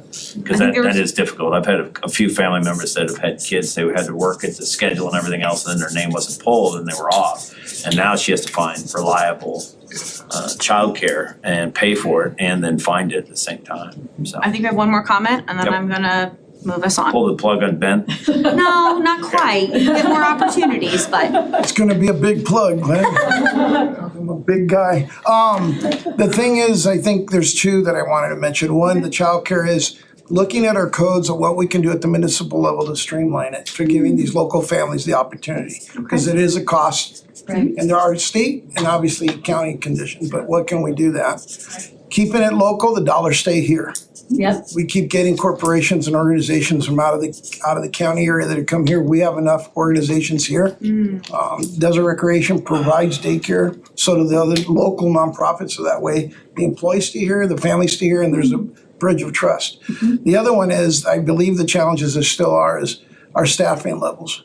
How do we maintain them? How do we make them lucrative so we can keep them here? internal. Yes, and so I think that's important. Like I said, in some cases, we're at minimal standards and below, but we're still, like I said, we've always learned to work with less, Sure. but there's a time and place that we really have to look at it. Right, and those specialized jobs, I think I actually said that in recruitment and retention, but I think that's definitely a challenge too. Yep, That's it. absolutely. Well, Thank you. It's recognizing that as your community continues to grow and there's more demand for the services that the city provides, your staffing can't just stay Flat. the same. It can't stay flat. It's got to increase. Well, when you have 2 or 3 planners and a lot of projects to do, or inspectors or engineers, the police department's at where it should be now as far as minimal standards for the state, such as fire and our ambulance services. So it is a challenge. So what do we have next? Yep, so we need to go back to the PowerPoint slide. I'm pulling up the agenda that we created. It is 4:22. Typically this is about when we would either take a break here for a couple minutes or we can move along, that's up to you. But that's what I Now was we'll take gonna a couple seconds. So Okay, what time do get you up want? and stretch for a Should take like second. 5 minutes. Yeah. Yeah, let's give everybody a moment to stretch. Just a couple seconds. Maddie, where is on that back wall. Yep, there's feet right here. Michelle, if you can keep them up. Oh, these are sticky, they're sticky. Oh, you're Not as bad, but City council 5 minutes or a real 5 minutes? No. Excuse me. You've been going to the flexing too much.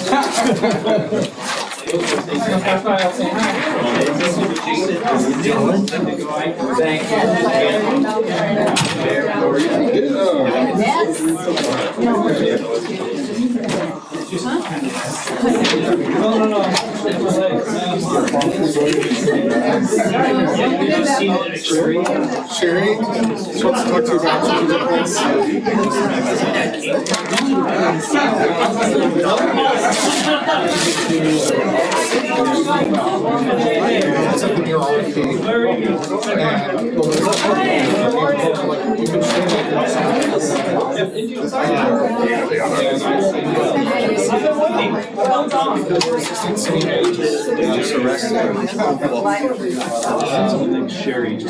Sherry's the executive assistant, she's probably calling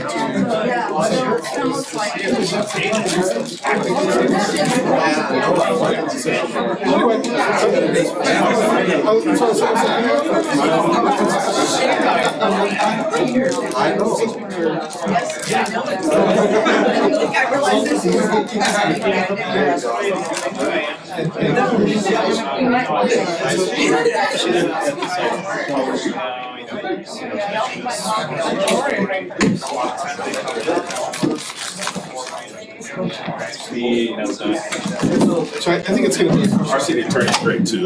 That's okay, you know. I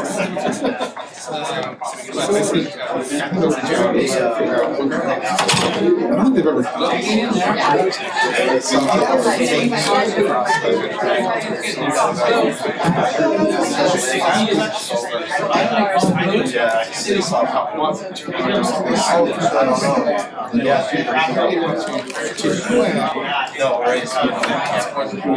to execute. That's the skills. So honestly, it's not something I do. So you talk to someone. Anyway, I've been. I'm definitely gonna be copy and paste it. That's what I did too, I copy paste it. There's no original government. That way it's pretty.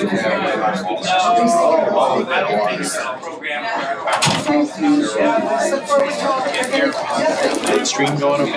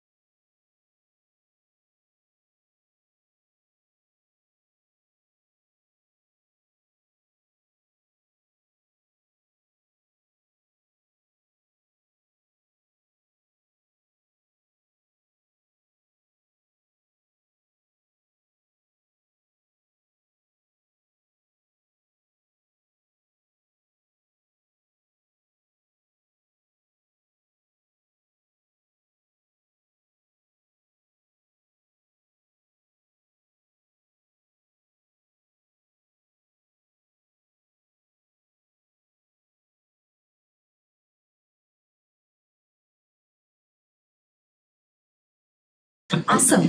So can we go back to our slide deck?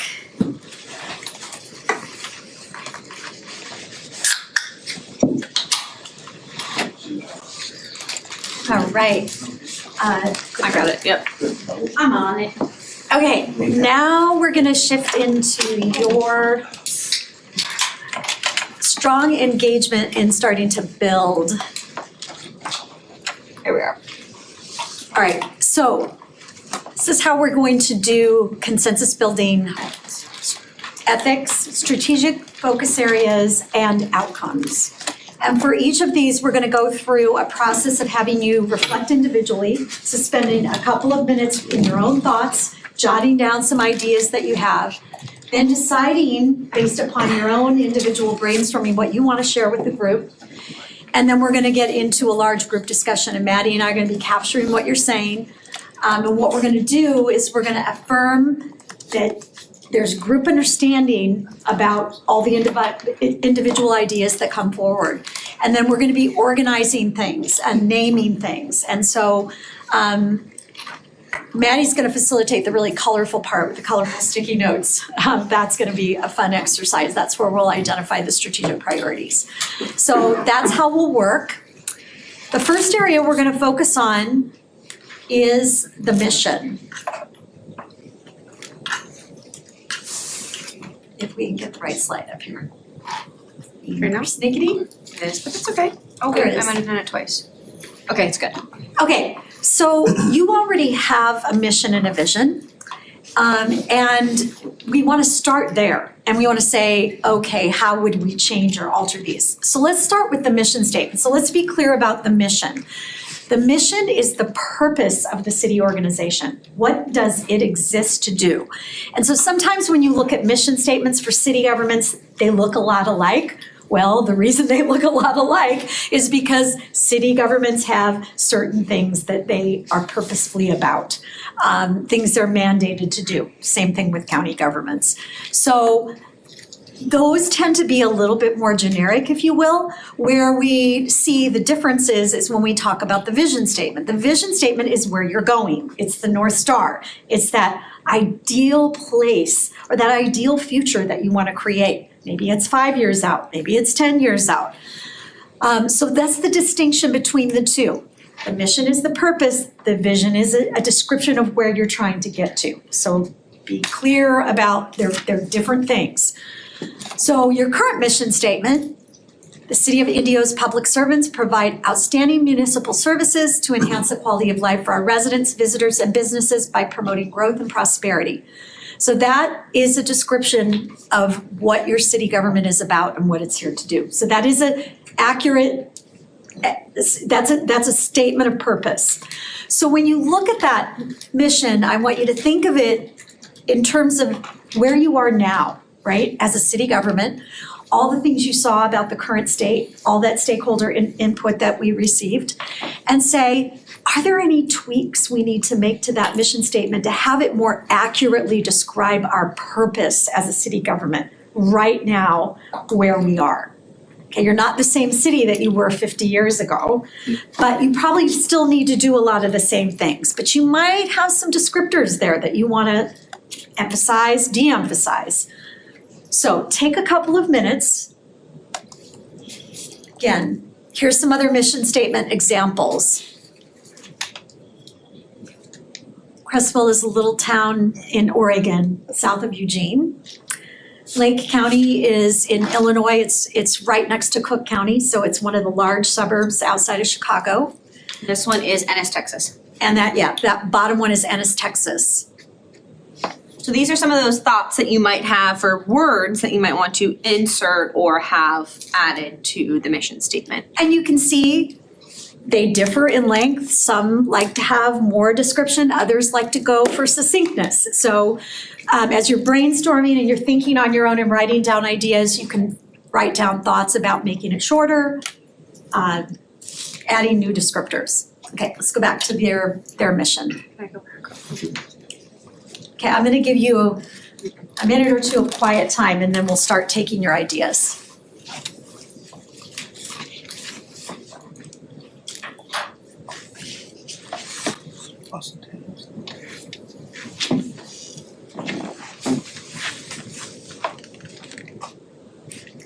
And another way to think about this is what are the words that you think absolutely need to be a part of it, that really stand out from your perspective?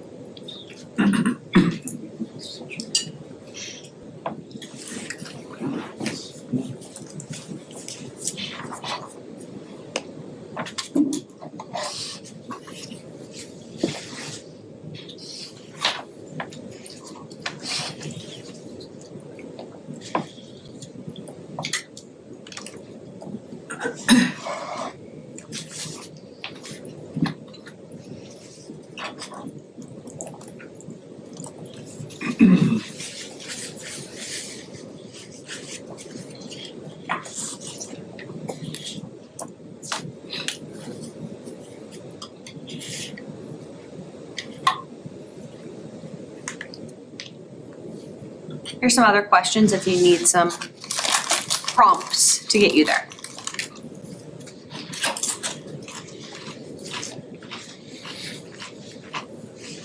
And just ignore the bottom one because we're not gonna have you do note cards. We're gonna keep you in a large group for once you're done with your individual thinking.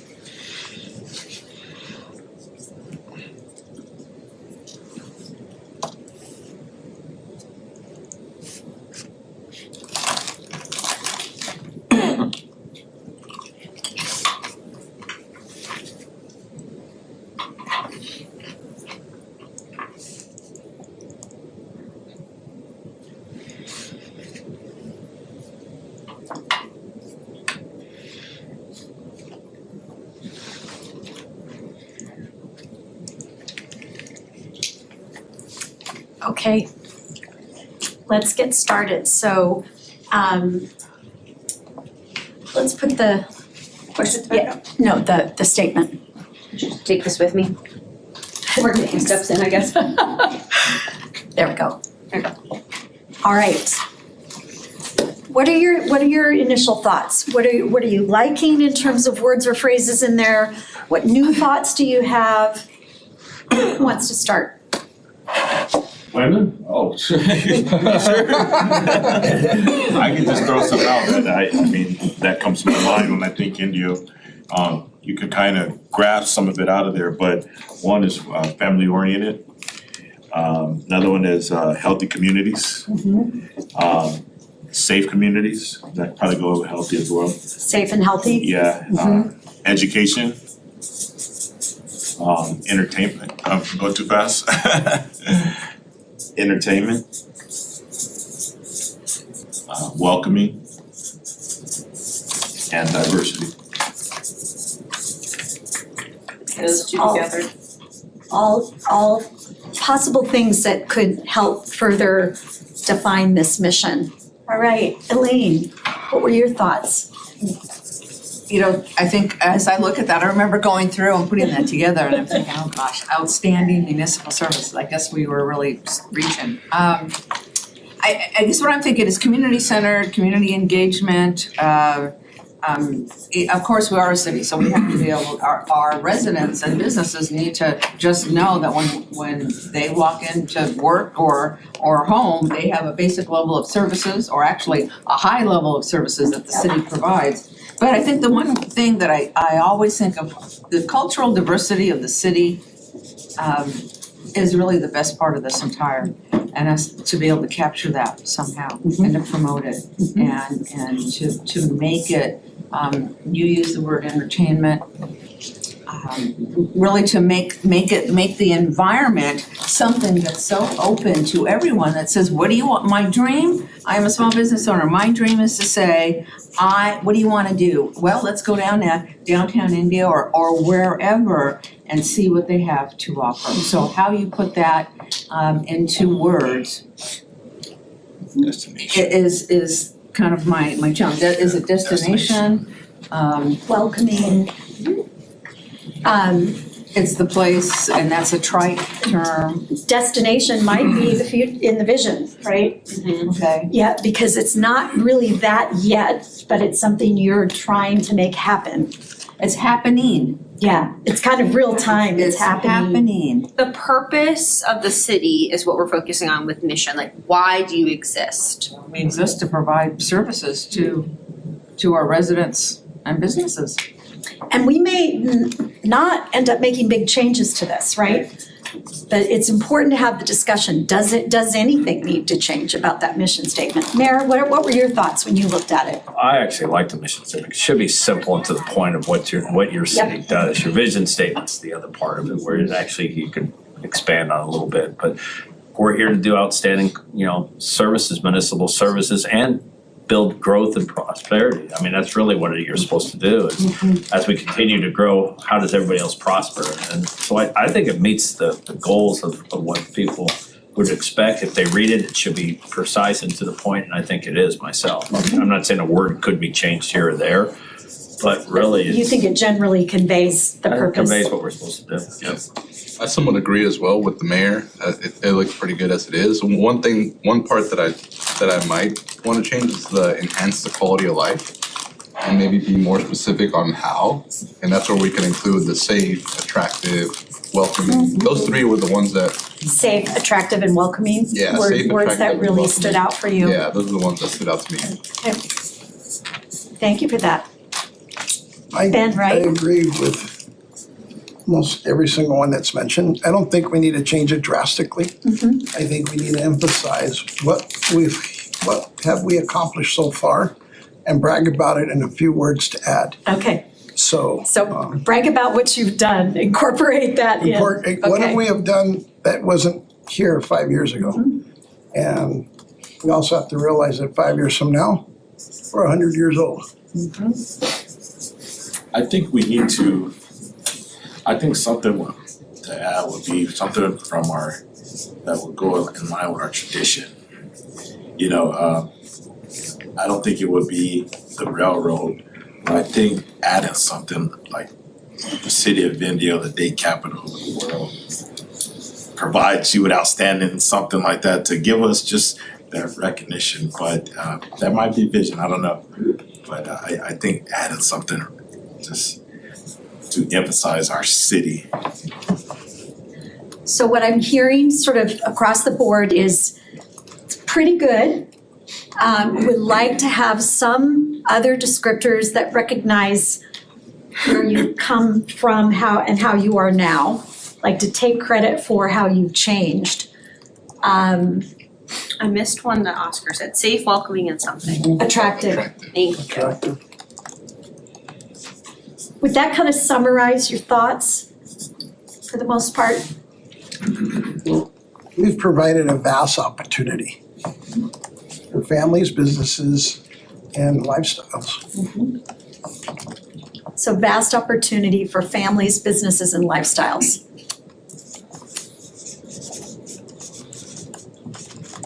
So what we will, I actually like it. go ahead. I'm just saying, I actually like it, and just what we've added, I think we have a big base to add to that vision from what we have right there. It's a good outline to go off of. Yep. So what we'd like to do, because we don't make you write statements, we don't do that. Nobody likes doing that, group writing exercises. So what we will do is we will take your brainstorming and come up with some options that will more precisely convey your purpose now. And we will work with department directors tomorrow to flesh out some more of this. And then we'll bring options back and we'll be sharing those with you in a draft. So you'll get to see, we won't make you write it, but you'll get to see some examples of how it could change, and then you'll give us feedback and we'll refine it with your input. I missed another one, families, lifestyles, vast opportunities for families, lifestyles, and something. Entertainment? Businesses, entertainment? I put families, businesses, and lifestyle. Businesses. It was businesses. Okay, we've got plenty to go off of. All right, now we're gonna look at the vision. Okay, this is your future state. This is the direction where you wanna go as an organization to fulfill the needs of your community and the desires of your community.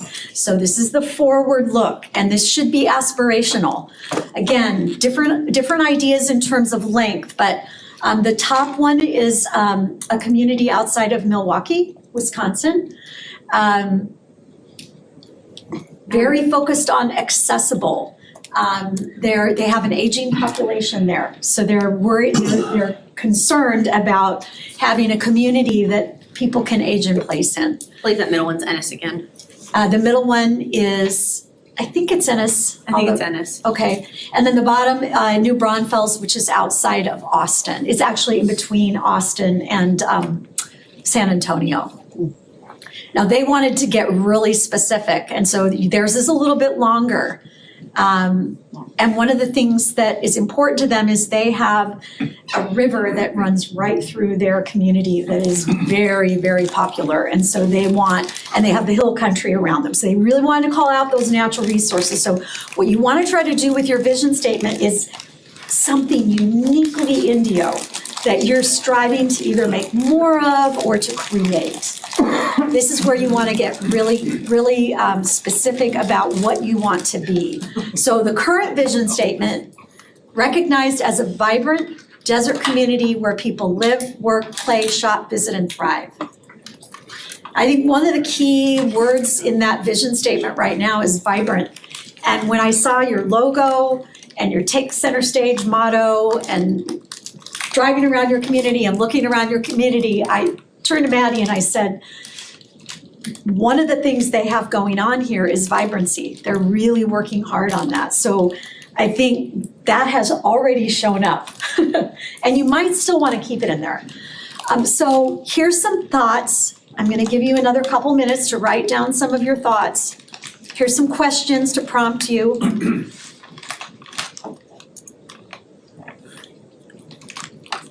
Where do you want to see the city in 5 years? When you think about Indio 100 too, what do you see? Yep. What does that mean too? And like pretend that, and you all live here, but I mean, you're a resident in this community. What would you want me, like let's say I just moved here. What would you want me to be experiencing in my life in 5 years? So again, just jot down some ideas and then we'll talk about them. We'll go back so you can. Yep. And you want to try to think of what would distinguish us from any other city, right? You don't want your vision statement to be too generic.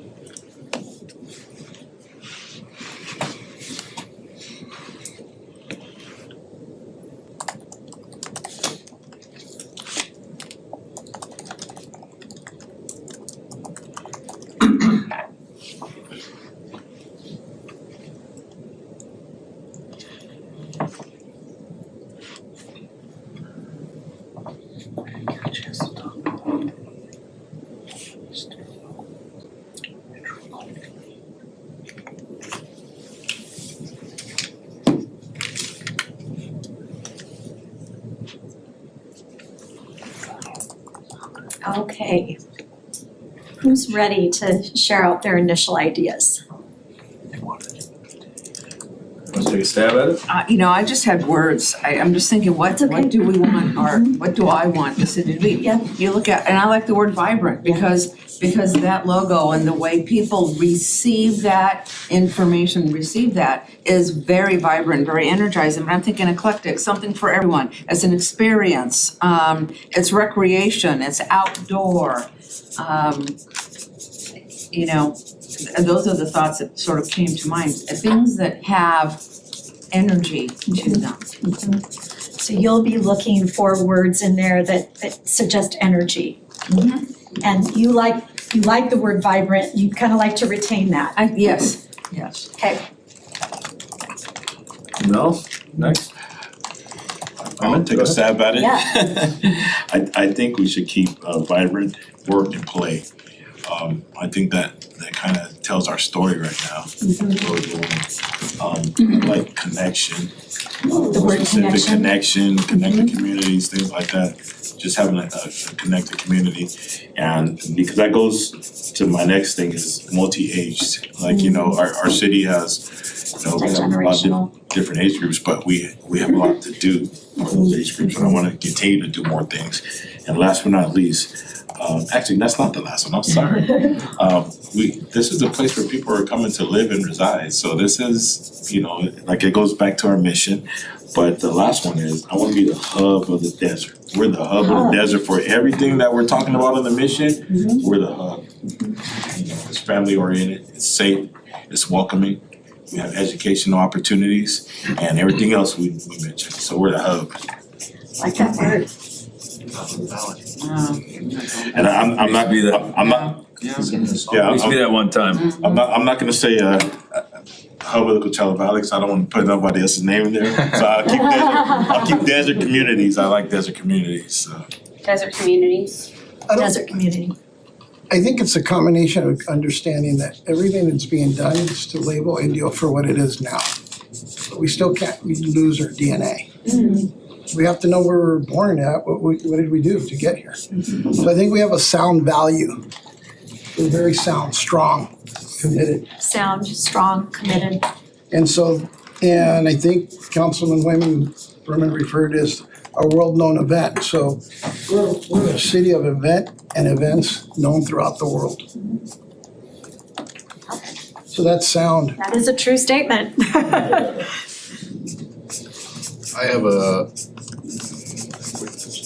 place of, we're a place of opportunity. Place of opportunity. It's one, family friendly, I had that as well, world-class entertainment, and then welcoming to all ages and backgrounds. Welcoming to all ages and backgrounds. Yep. Yeah, I could agree. Indio's now got something for everyone, which makes it unique to what it wasn't before. Opportunities for businesses, housing, different, age groups that are able to utilize the city as a whole, bringing in people from the outside, just not from our concerts, but also our other festivals and that, the Kamali Festival or Date Festival. So, we're connecting people and bringing them into our city not because they just want to live here, because they actually want to come in and shop and play and all the other. Oscar, can you do your list one more time? I don't think we captured them all. Sure, it was a place of opportunity. 1 second. Not as fast as I used to be. Next, Family friendly, that's over there.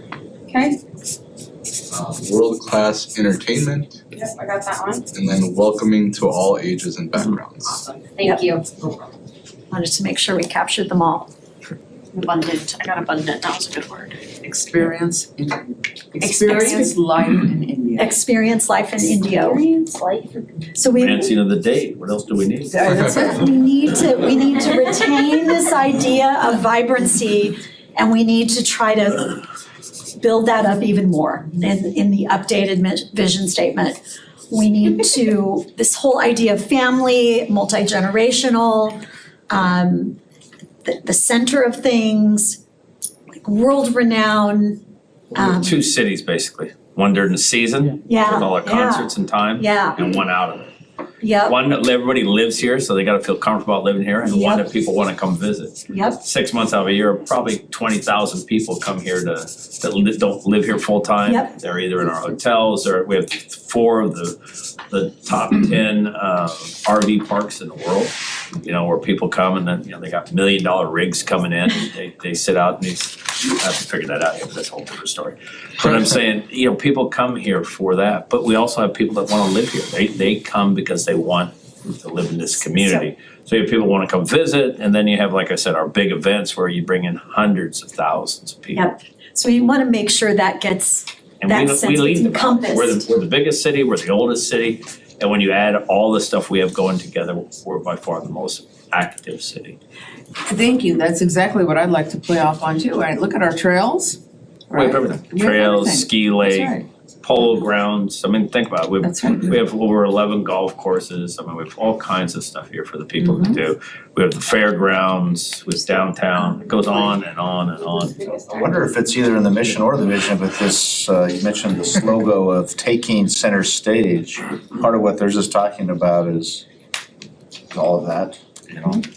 If that's some words that we can incorporate in one or the other, the taking center stage might be a Another opportunity to weave in, vibrancy. yeah, Because people say it, the city's reinvented itself.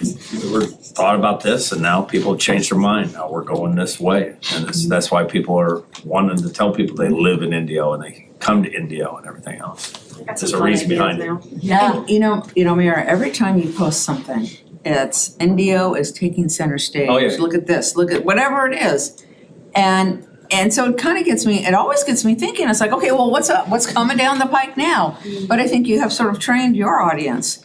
And I am one of your audience members of Take Center Stage. What are we doing now? What's new? You can weave that into the vision statement too in a creative way. I think you. And I think our staff will have some good ideas too. A lot of them lived here, been here a long time. They see it a whole different set of eyes. Ben, did you have something to add? Sure. You go forever, hold your peace. So, again, we'll work with all of this tomorrow as well and bring thoughts back to you. So you'll I got get. one more, I got one more. Now you get real. Okay. Yeah, you know what, I'm a history guy too, so I love our history, but I don't know how it could be incorporated. But our rail system and the dates, you know, and also we talked about our tribal nations.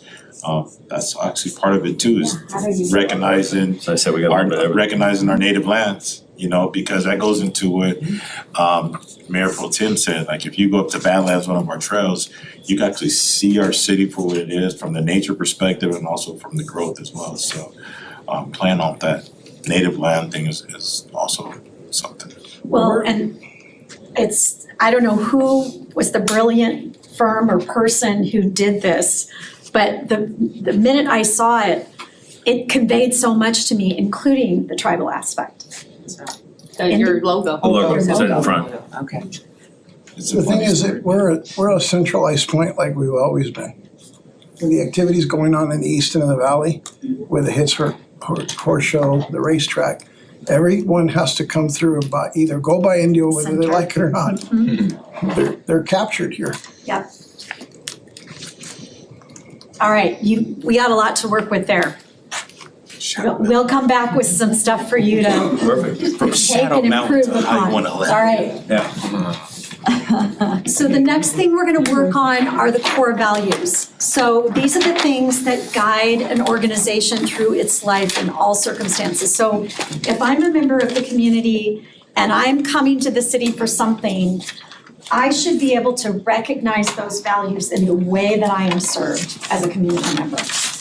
I should be able to see that in the service that's delivered to me, the way the staff interacts when I ask for help or do any kind of business with the city.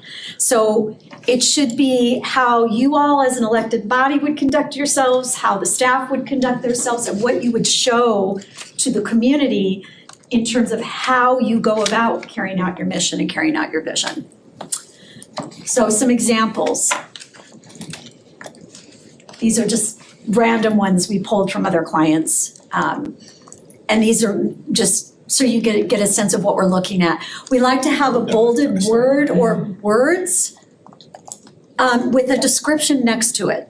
So we're not asking you to necessarily come up with a description, but we wanna know what you think are those 5 or 6 really important values that you would expect to live by as elected leaders and that you would expect your city staff to live by.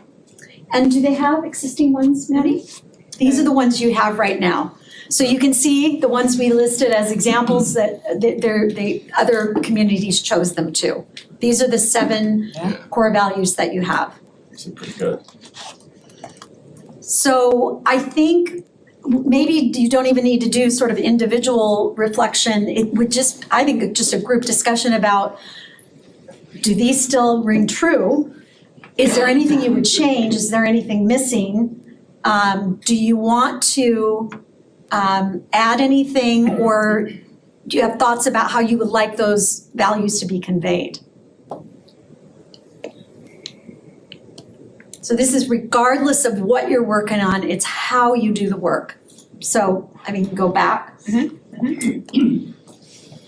I'll give you a minute. Essential service, yeah. I think they're pretty accurate. It's what you put off of them, Yep. that honest integrity by how you do it. That statement afterwards. The statement, fiscal responsibility is our number one obligation when it comes to being able to provide the service you need. Without that, the rest of it doesn't really matter.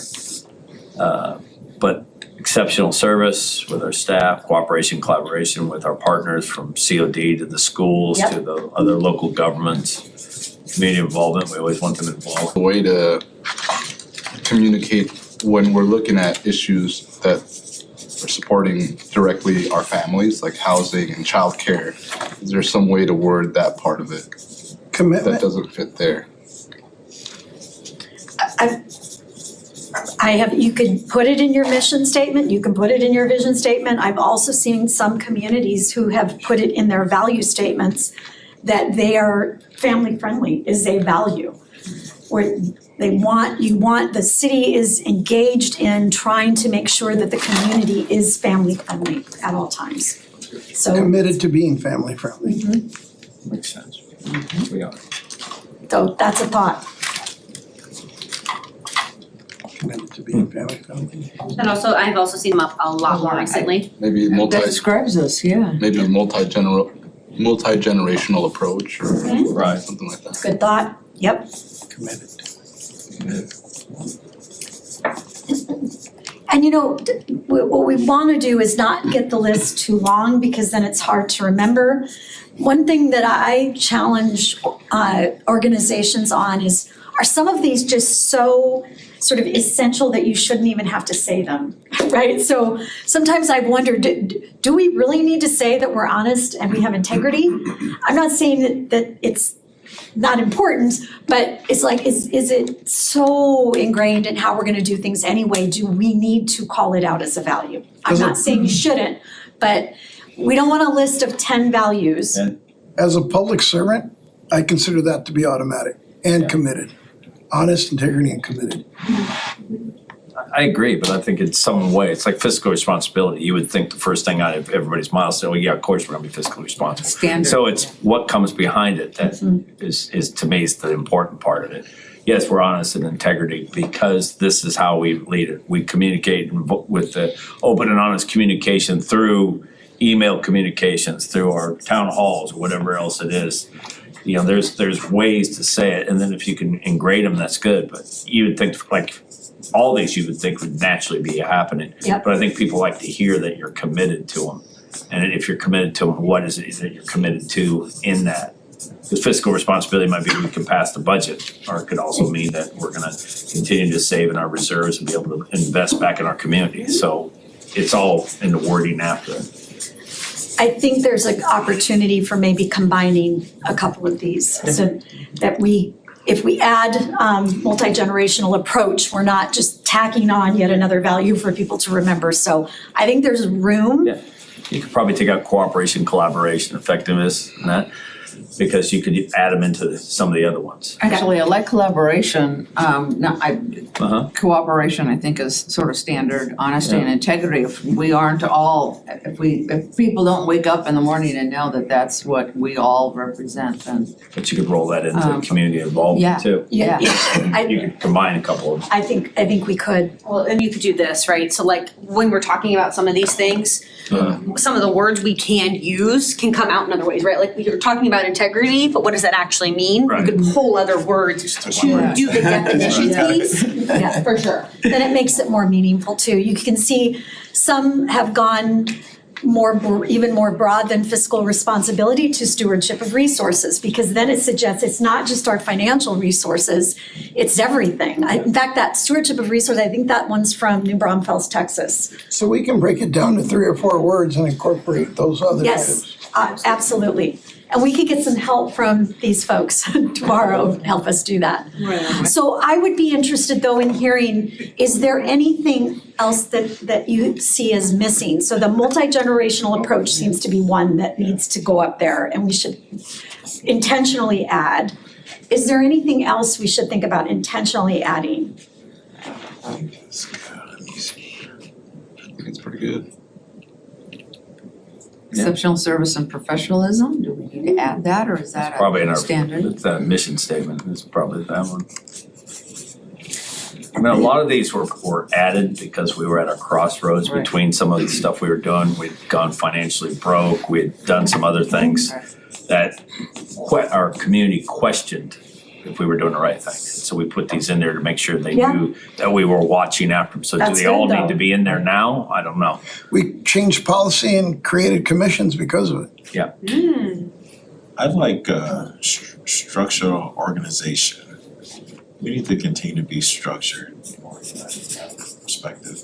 Say a little bit more about that. Are you thinking of the city I'm organization I'm itself? thinking the city itself. I think that we work best when we have an organized structure. And when you have residents or people come into the city, if they see that our organization from the council to the city is well structured and organized, they tend to want to come and live there and work with you, you know, especially developers. If they come to a council meeting and see that we're all over the place, they might, you know, this is kind of cliche, but they might walk out with that blank check. So when they see that have a good structural organization, you know, that helps. We'll see how we can weave that together with exceptional service. I think there's- Maybe that might work. Well, I think there's a way to weave those thoughts together. We'll get some more help tomorrow. Yes. You guys okay? Yeah. Thank you. All right, let's keep moving. You guys are going. And I say that as a positive because this is our last area to cover tonight is strategic areas of focus. So And the outcomes that go with it. and the outcomes that go with it, absolutely. All right. So I'm gonna show this. We talk a little bit about it. And then again, on page 25 of your printed handout is actually the strategic areas of focus that we're kind of a summary piece that we'll talk about. So strategic areas of focus, you already have some of these, you already know what they are. I will say, we like 4 to 6. Why do we recommend 4 to 6? It keeps you on a direct path, it keeps you concise, but a lot of things can fall underneath an overarching one. So when we review your current strategic areas of focus, that's something to remember. Is there a way that we can combine some of them or say, yeah, we want to make it broader and make more of an umbrella, kind of a picture while we do that? So we're going to use colorful sticky notes to kind of do this piece for that reason. So these are examples. This is like 5 examples that can be overarching, right? Exceptional public service. A lot of things that can fall underneath that might not fall under other things. Building trust, safe, healthy community, vibrant lifestyle, thriving economy. This is from New Braunfels, Texas. Similar to that piece, they were building trust back up with the community and open communication. That's why there was a big push. I will say one from exceptional service or organizational excellence is one we're actually hearing a lot of now because it's an internal focus. It's remembering that the city not only exists for the residents, but also for the employees. So something around organizational excellence, organizational structure. I think that's where you were going and my brain went, That one, excellent. yeah. It's too close to the Raiders, but I still like it. Living in the past. Something about that to keep that, it connects a lot of staff internally that might not be so much externally focused on that. So what I mean by that is usually HR, finance, internal services people can't really find themselves in a strategic plan. This is one way to do that. So, here are your current strategic areas of focus. There's a lot. And public safety, business and job growth, community infrastructure, community beautification, downtown and highway, and 111 revitalization, festivals, events, arts and culture, community outreach, communication and participation, financial and environmental sustainability, and operational excellence. There's a lot. And you want 4 to 6. We want 4 to 6, so what I would say here too, I see highway, oh, I touched it. Is it touchscreen? That scared me. We live in a I modern thought I had like power for a second, but I would see like Everybody has a community. marker? Yep. Sorry, Michelle. You good? Yep. Okay. Community infrastructure, what you could put highway downtown, 111 underneath community infrastructure, right? So you could kind of create this overarching one and kind of feed things into it. So, with that, looking back at page 25 and what we've talked about, these are the summary of the focus areas for the next 5 years that the stakeholders said. Community and economic growth, community events and quality of life improvements, road infrastructure and investments, economic development, public safety, housing options, and communication and public engagement. So, We're not gonna limit you. Yep. And we want you to write them like this, big. Like, as few words as possible to convey your idea, do it landscape, not this way. Don't write a bunch of tiny little words, cause everybody's gotta be able to see it. so when we think about the next 5 years, you all have a color in front of you. I want you to pick the first thing that comes to mind. What's the most important thing to you? And if it has to be a strategic focus area like this, now I'm gonna touch it because that was really cool, or like this, what would that one thing be? Write it down on your colorful big sheet of paper. 3 to 5 words to explain it. Write big, 3 to 5 words, kind of like mixed use development that Michelle just wrote. It's the most important thing to you. That's it right there. And it could be, you don't have to use what's already up there. It's gotta be the things that you think are most important. Okay, areas to focus on. Just different areas, or just one? No, different areas.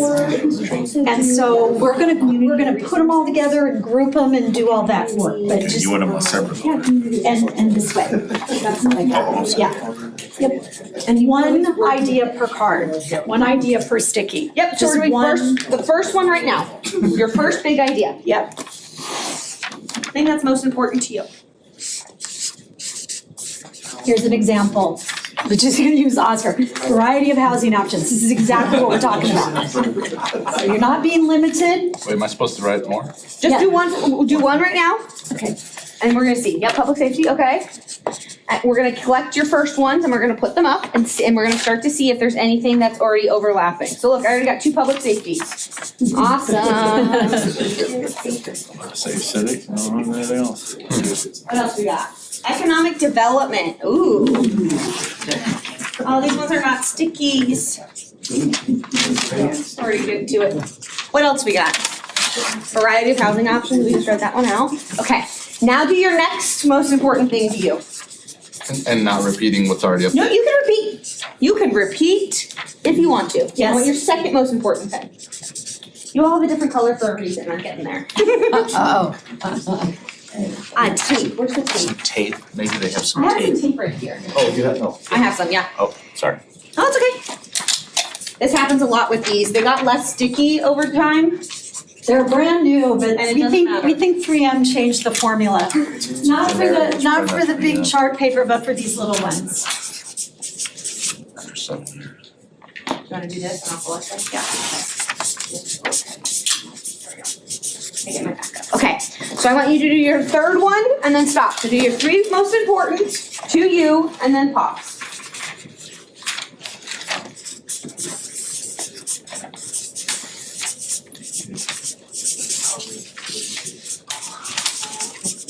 Oh, yeah. Change color? We did it without me.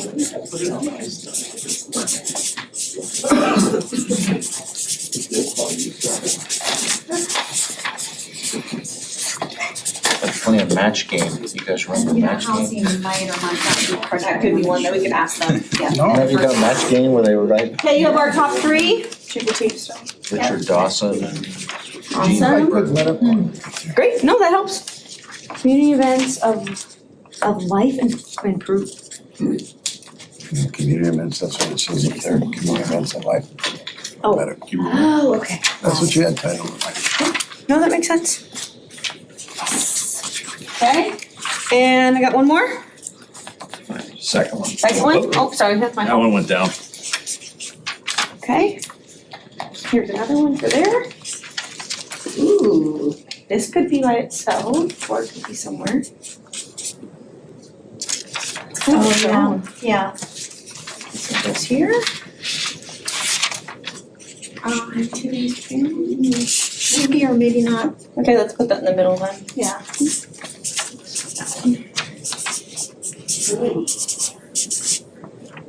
that the end of some too? Okay.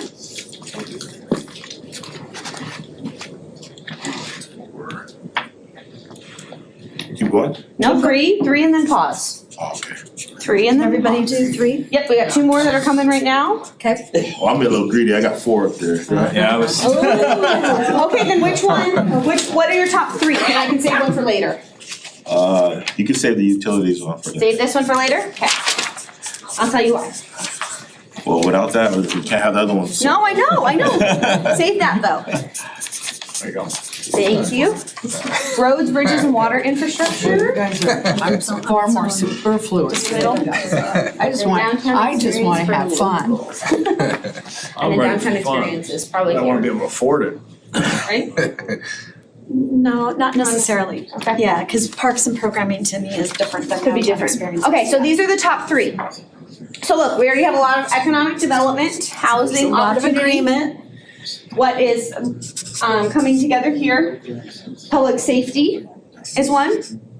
Then we have some ones that might go together, might not, so we're actually gonna ask you all. So road, bridges, and water infrastructure, could that be its own, or does it go with anything else that's up here? Do you see it partnering, or is that its own Parks idea? and programming, it's hard to. It doesn't have to go. More. I think the workforce, I think that would go with economic development. I mean, if we could bring that economic development, it should bring jobs and attract that's some jobs, city. right? This is city Oh, workforce. city City. workforce, This is, okay. that's why we internal. didn't put it under I there, think because it's related to, yeah. I think it kind of falls under public safety as well, because that's part of the workforce too. I could, yeah, so I think we'll do I would almost do a line here and here, okay? Dining, entertainment, and downtown experience for locals, do those go together? Or not Yeah. necessarily? Yeah. They do? Okay, so I'm gonna put that in its own row. Yep. Like this. And then over here I have parks and programming and international activities for families. Would these go together, or would this go somewhere else? Hey, let's go together. Go together, yeah. And community events too. Yeah. Do these all go together? Yeah, I think Do community. we do have the medical part to this, which is the community growth? I actually think I would take this idea of the medical and put it over in economic development. Just so that those would continue to go together, so I'm gonna move this one down. So, right now we have would you include housing options with economic development, or would housing options be its own area? I mean, you could do it both, but I think it's a whole separate animal myself. Okay? If it's workforce housing, then I guess it kind Yeah, of ties in. that's what I right? said, it depends. So, yeah, would you want to keep it as its own area, or would you want to see it combined with economic development and growth? I think it's own, I it's a think big it's issue. important enough to be a standalone, yeah. Okay, We'll lose it if we do. we'll lose it if we don't, okay. So you've got 2 outliers here. One is the roads, bridges, and water infrastructure. And the other is the attracting and retention of the city's workforce. Do you think those need to be their own areas? Roads, bridges, wouldn't that go sort of under public safety? Because don't we want roads and bridges and? Well, I did that one. The reason I did it is because we're talking about quality of life, we're talking about traffic, we're talking about all the other stuff. Unless we have that and we have all the new options and all the new development, unless we have the bridges, the roads, and the water to do it, and the power, well, it doesn't matter. We need a Because line they're of- gonna be all congested on Monroe Street or Jackson. I think that might be its own thing. But that's why I said it, I because think, that's the only way we're gonna do it, because after a while, people won't invest. They're This like, is if I all can't get about- from point A to point B, I ain't coming. This is about the big infrastructure. Yeah, that's The We big need infrastructure. we need a line of communication that we. You can't remember that, I was here for you. Because that's what you said in your survey, that they Thinking brought capital those improvement items up. projects, but it there's was. 2 people Yes, yeah. talking. Sorry, hold on. Ben, finish, and then I'll jump over. Finish. I said that we need a good line of communication, because apparently that's what you gathered. They talked about bridges and roads. If Oh, we from put the it under- community. If we put it under something, then how they know that we heard them? Sure. We're addressing it, but they need to It's a be very good point. identified. A main idea. That's what we're looking for. So what are the main ideas? So the last one we actually have is internal to the internal workforce. Is that its own main idea? Does that need to be standalone? To that organizational excellence, organizational structure comment earlier? Or no? Could go on. Functionality. Yeah, I think it's separate from what we're Because talking none of this about. happens without that. Yeah. Yeah, but I think it's kind of just already involved in all the other ones. I don't Yeah, think, we might economic not need development, part of it, yeah. So where would you put it? If you had this is a main idea, it's someone sticky, where would you put it? Economic development? I think I might leave it out. Yeah. I It's mean, not important? It is important, but I think it's already kind of implied in the Yeah, other 'cause one. Okay, well, it's yours, so that's why I'm asking. Yeah, yeah. Because you would have one that's removed. No, okay. Just double checking with you. That's why the color Lost thing it. is important, it is. So looking at these areas, we're gonna now ask, is there anything up here that's missing? So if you could add a fourth one, 1, 2, 3, 4, 5, 6, that's 6 areas, we like 4 to 6. Would these be your 4 to 6 areas of strategic focus for the next 5 years? Well, I had utilities. Yep. Powers, I don't know if energy's up there. Yeah, that's, I got it in utilities. Yeah, so that would go here. Water infrastructure, Yep. utilities. I had water and power, yeah. Broadband, all that's needed. I think you could add it under here, those go Yeah, together. it goes under that. If I had to And add, my fourth one. This is gonna be your fourth one. Oh, roads and infrastructure, so good, Infrastructure. that goes back up here, Okay, so, good there. yep. If there had to be a fourth one from others, is there anything up here that's missing? no, mine would be housing. We need a variety of housing for people to be able to That was do. gonna be my fifth one. Okay. And housing, not apartments, houses. Okay. Got it. Condominiums, townhouses, people need to start building their wealth, and they can't do it if they're paying into somebody else, they need to have a house and move up. Things And you that said took in my condos. generation, Yeah. I don't wanna speak for Oscar and the other ones, but you know, when you were started up, you had a starter house. Then when you had kids, you went to the next house, it was just a natural reaction and a natural transition to a process, and now you can't. I mean, you can't just go to that, I mean, people can't just sell their house and go to the next one. Maybe like Costs, small lot the homes. interest, yeah, exactly. You had a small house, you had a 2 or 3 bedroom house, then when you had kids, you got to a Diverse 4 bedroom house and housing. you put the pool in. Yep. Did you write down? We need to figure out how to build that wealth, so when they sell that house, somebody else gets that house and it starts their starter. Yep. And they move up to the next bigger houses on the way through. You know, it's sort of like the bungalows, it's the one or two bedroom, I mean, one bath, that feels so different than what we're all used to, but that's how you can Well, get look at the started, condos right? by JFK, we started making those Yeah. for the nurses and all that. Yeah. And you can't buy one of those, No. everybody, I mean, everybody wants I'm those adding things. health and wellness, I mean, I just think that's huge in our community at every level, and for Especially what. my age. Speak for yourself. Where would you put this if you had to put it under one? Parts of the program. Well, yeah, maybe it's the title of this one. Yep, Yeah. that's where I was gonna go. Nice. Okay. Yeah, I It's think the title Yeah, of it. Michelle, you it covers a lot of territory. Yeah, Label it as Glenn. so this is what I was gonna ask next. Yep. Now you have your top 4, is there anything else that's missing? And you didn't get a top 4 or top 3, so I'm confirming. So here's, He's okay. good. So here's the next thing we're gonna do, and you actually beat me to it, Elaine. We're gonna name each one of these categories. If they had a big name, what would they be? If they're up here, we'll circle it, and we'll be good with it. If they need a different name, let's name the category, right? So, are we okay with calling this health and wellness? I like that. Yeah, I'm good with that, yeah. Okay? For this one, roads, bridges, water infrastructure, utilities, bridges, parks, broadband, utilities, water, power, roads and infrastructure, parks, public facilities, and what was the second one? Starts with C. Communications, looks like. Communication. Communications. Oh, no, common areas. Oh, common Common areas. What would you Jump at call mine, this sorry. what would you call this big picture idea? Can I go backwards? Infrastructure. Infrastructure. Infrastructure. Infrastructure, okay. Public Works, no? Or roads, bridges, and utilities. Infrastructure. Infrastructure, that's, I want that's, 1 to 2 utilizes words. it all. Oh, sorry, you wanna write, Michelle? I'll talk. I want 1 or 2 Whatever words. works, Patty, it's I fine. can't bend down, I just, it was I think like, infrastructure, infrastructure, okay. public infrastructure, one. Staff, equipment, resources, and retention is listed there. Police, fire, and ambulance. Would it be called public safety or would you call it something else?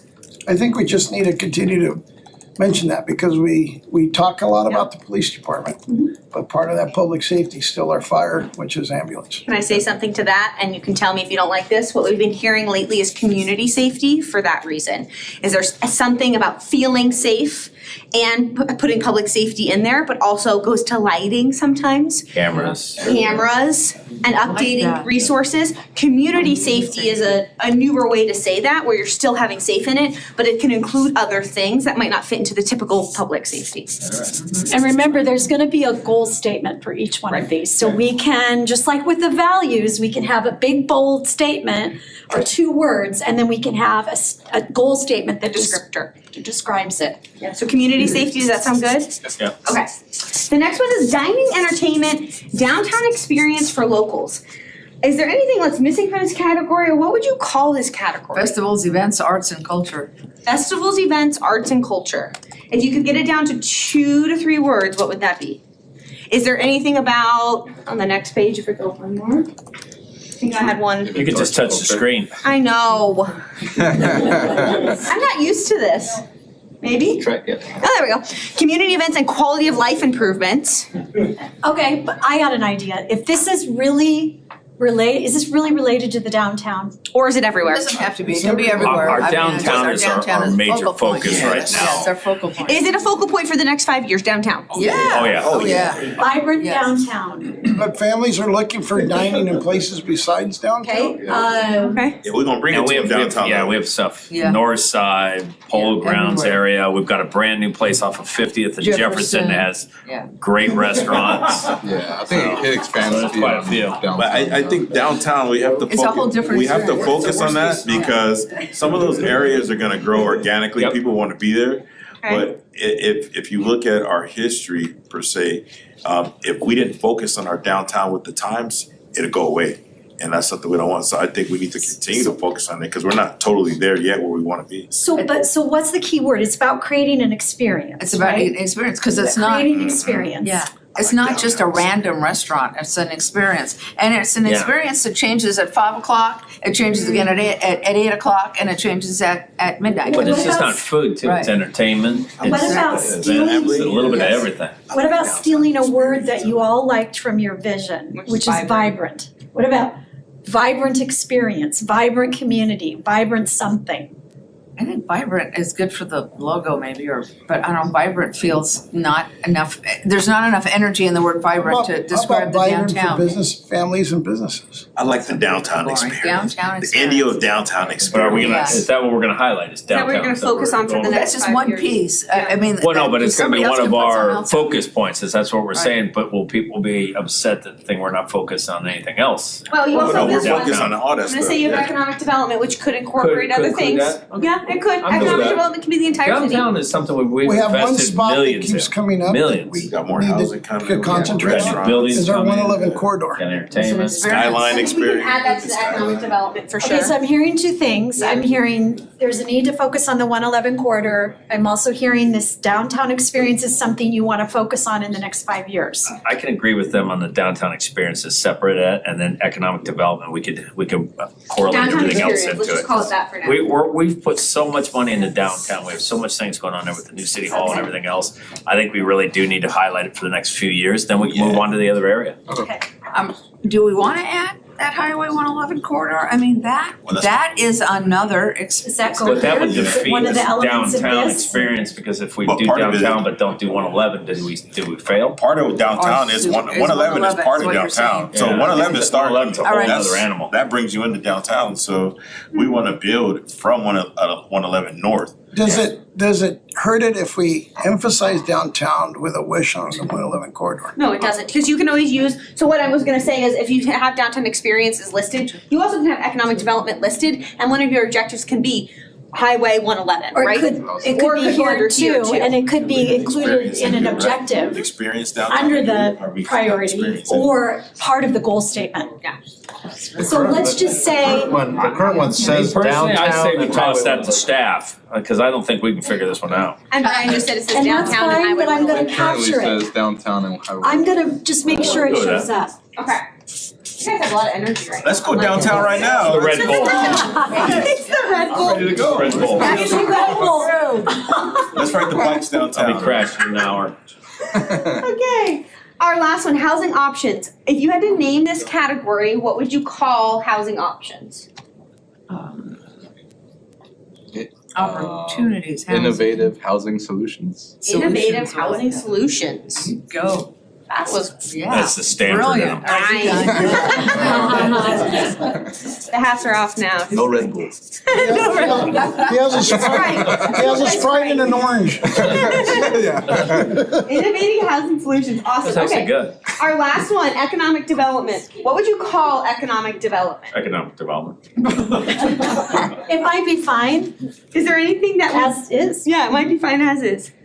I would put Miguel and who's your new partner, Miguel? Or did he leave? These guys will have ideas. Oh, yeah, they will.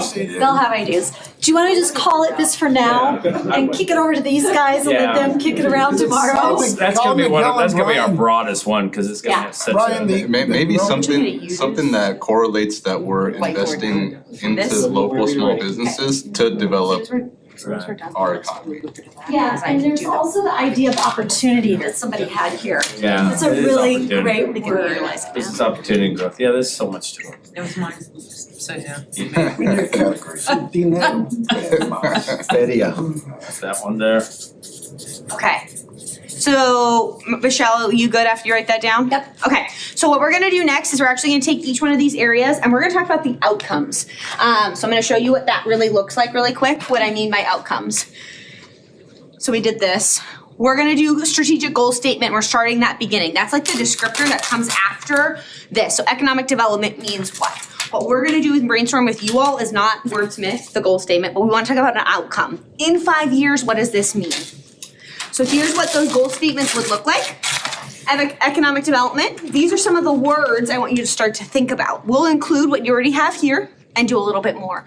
So outcome-based goal statements, I answer these questions. What words or phrases will define the desired outcome 5 years from now? What would this look like if it was successful? What is the result you want to achieve? We're gonna do it for each one of these areas. We're just gonna do it on the big paper. So, start with Community safety? Tell me where you wanna start. community safety. So we're starting with community safety. What words would describe the result of, let's just say effective, because there's no descriptor, effective community safety 5 years from now? What does that look like? What does that mean? What's achieved? Walkability. Ooh. Safe walkability, safe. It can be both. It can be safe walkability or just the concept of walkability and being able to have the sidewalks, the trails, whatever, so that people can, Sidewalks and trails, okay. yeah, connected. Connective, okay. What else is a safe community? What does that look like? Maintain a standard. Maintain the standard. What else? Sustainability. What do you mean by that? Tell me more. Well, I mean, when we talk about safety, we wanna make sure, say for instance, we're maintaining our water standards and our utilities and making sure we're clean and using some of these natural, landscaping, right? Sir? I went to I thought about them, I was thinking with the SCAG recently, and they talked about some of our fire troubles in LA and how being in the Coachella Valley, if we utilize more of our natural trees and plants, it actually would help us mitigate those fire hazards. And looking at palm trees and some of the bougainvilleas and things that we use, those are actually more fire hazardous than our natural landscapes. Using native plants. Yeah, so the native plants are, Yeah, awesome. What else for public safety would have to happen? You have staff, equipment, resources, or retention also written under there? Anything in that you wanna, in 5 years, what would a desired outcome be? 100 officers. That's right, and code enforcement. More officers? 100 officers. 400 officers? 100. We're at 80 something. We should 100. have at least one per thousand, one officer per thousand. We're not there. I'd like to see that and make sure that they're equipped Okay. We'll have the building, so we'll have that part. Yeah. Make sure they have the equipment, we have the cars and the equipment they need to Resources. make sure they do it. Okay, thank you for clarifying. The technology. Yeah, well, technology comes with the cameras and that, if we can do some of that stuff like downtown, instead of that, we could have cameras through that area and the officers watch them and then have the other officers roaming.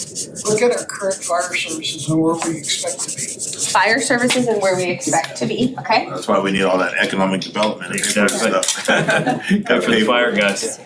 Okay, what else? I think some more, I guess, I'm trying to figure out how to word it, but how do we become more successful at our outreach with the homeless community? Like, how do we get them to accept help Okay. better within the next 5 years? Outreach to homeless community. Yeah. Okay. Effective outreach, yeah, Quality of not life. just, We're doing a really good job, but there's Yeah. obviously still issues out there, so how do we get that last? The point and challenge is it's not just Indio, it's a regional issue. Yeah, it is. yeah, We're working within our parameters Parameters, and that's, above our pay scale. When it comes to different laws and things, but, Well, effective making it known. I mean, if we hadn't taken the steps that we've been taking the last 20 years, we'd be in worse shape. Yep. yeah. If we compare ourselves to other communities outside the valley with similar challenges, we're not doing too bad. Yeah. We're just wanting to make sure that it's not just us. Yeah, and this is not a just you issue or set of solutions. This is definitely partnerships. Anything else for community safety? What would it mean for it to be successful 5 years from now? I think a stable economy and, our local economy, just making sure our economy is stable. That'll be here. That'll be under here with Yeah. economic development. Yep, yep, for sure. Okay, I think we got enough there for community safety, plus the words that are already listed here too. We won't forget all of those. All right, which one are we doing next? What do you want to do next? Health and Health and wellness? So health and wellness as the area, that's this line.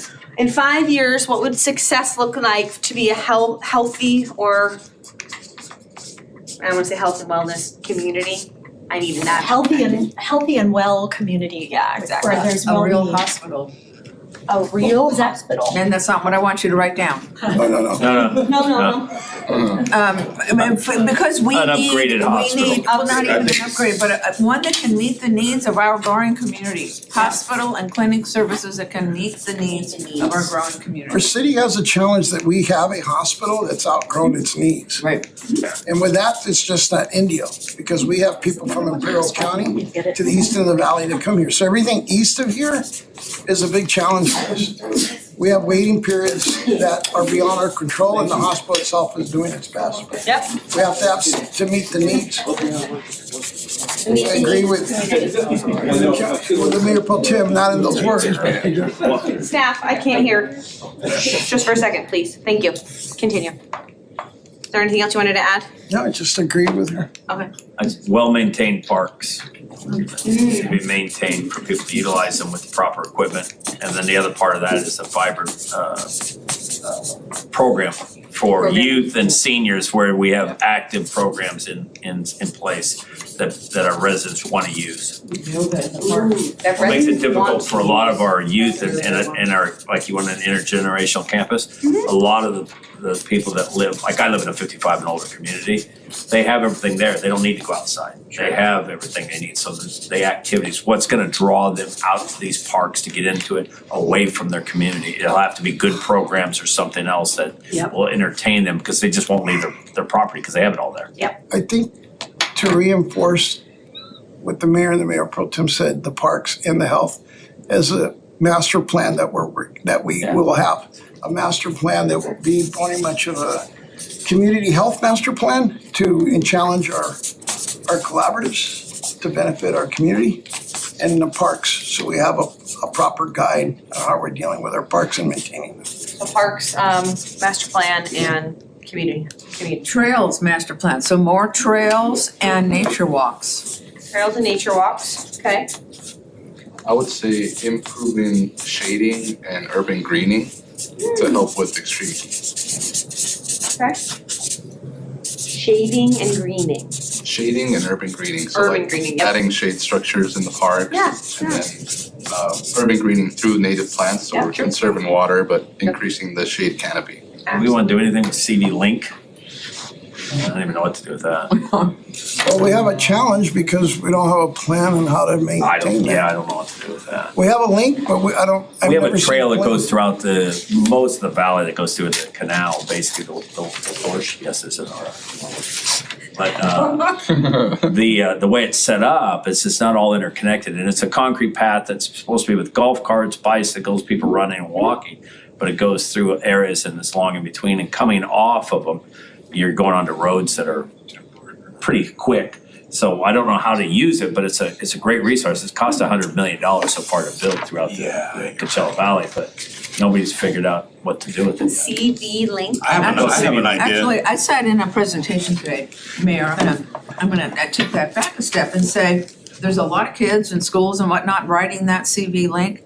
And one of the things that we talked about today that is not part of what we necessarily need in Indio, but the interconnectivity from businesses, right? That concept of having the hotels, which we don't have a lot of, and being able to, which is where a lot of people work on the businesses. I think it is being utilized. I don't think we have the programs. I don't think it's been programmed for better use in our city, and so maybe that's what goes there. That's where I was going next. I say put Miguel's name on there and say Miguel activate CV Link. I just think that We got downtown going on, we could connect the sports park, got CV Link. We got, I want one of the counter strips going across there. Echo Lounge coming, we could do something with CV Link, just put Miguel's name in parentheses there. All right, I'm doing it, Miguel. He's gonna be ready tomorrow, right? Yes. Cause you're right, we could do something. We could do some stuff there, A little yeah. picky on there. I don't disagree with what the purpose is. I just still don't have a clear understanding how we're supposed to maintain it Okay. with our city tax dollars. Wait, How are and we supposed to maintain some sort of order and service with something that's planned with value that brings that interconnection? How are we supposed to police it? How are we supposed to serve it from Public Works? yeah, Homeless activity, trash, debris. I added that thought, Yeah. ability. Maybe MOU with CVAC. I didn't mean to open up a can of Yeah. worms. No, it's true. I think I mean, good conversation. I will say you have something, and I think John has something to add. Oh, CV means Coachella Valley, just so you guys know. Yeah, CV perfect. I got there I eventually. got that. I would say maybe how do we incorporate health and wellness into our current events? So even like Yeah. the second Saturdays or Food Truck Fridays, Little yoga or something. invite Community DRD events? or other people that can set up activities for the kids, right? Like the little obstacle courses or stuff like that. We Yeah. can run around in. Even your Tamale Festival, there's a lot that could happen there that's connecting back Do a to little square dancing. Seriously? awesome. Anything else under health and wellness that you want to be an outcome in 5 years that's not up here? You guys really No, that's get a good this point. assignment. You're really nailing it. Mark, you're really nailing I it. think we have an opportunity, I don't know if this is just thinking too big, but I know La Quinta does their Ironman challenge. It's a neighboring city, maybe connecting with them on something, Seriously? yeah. It's a lot of work.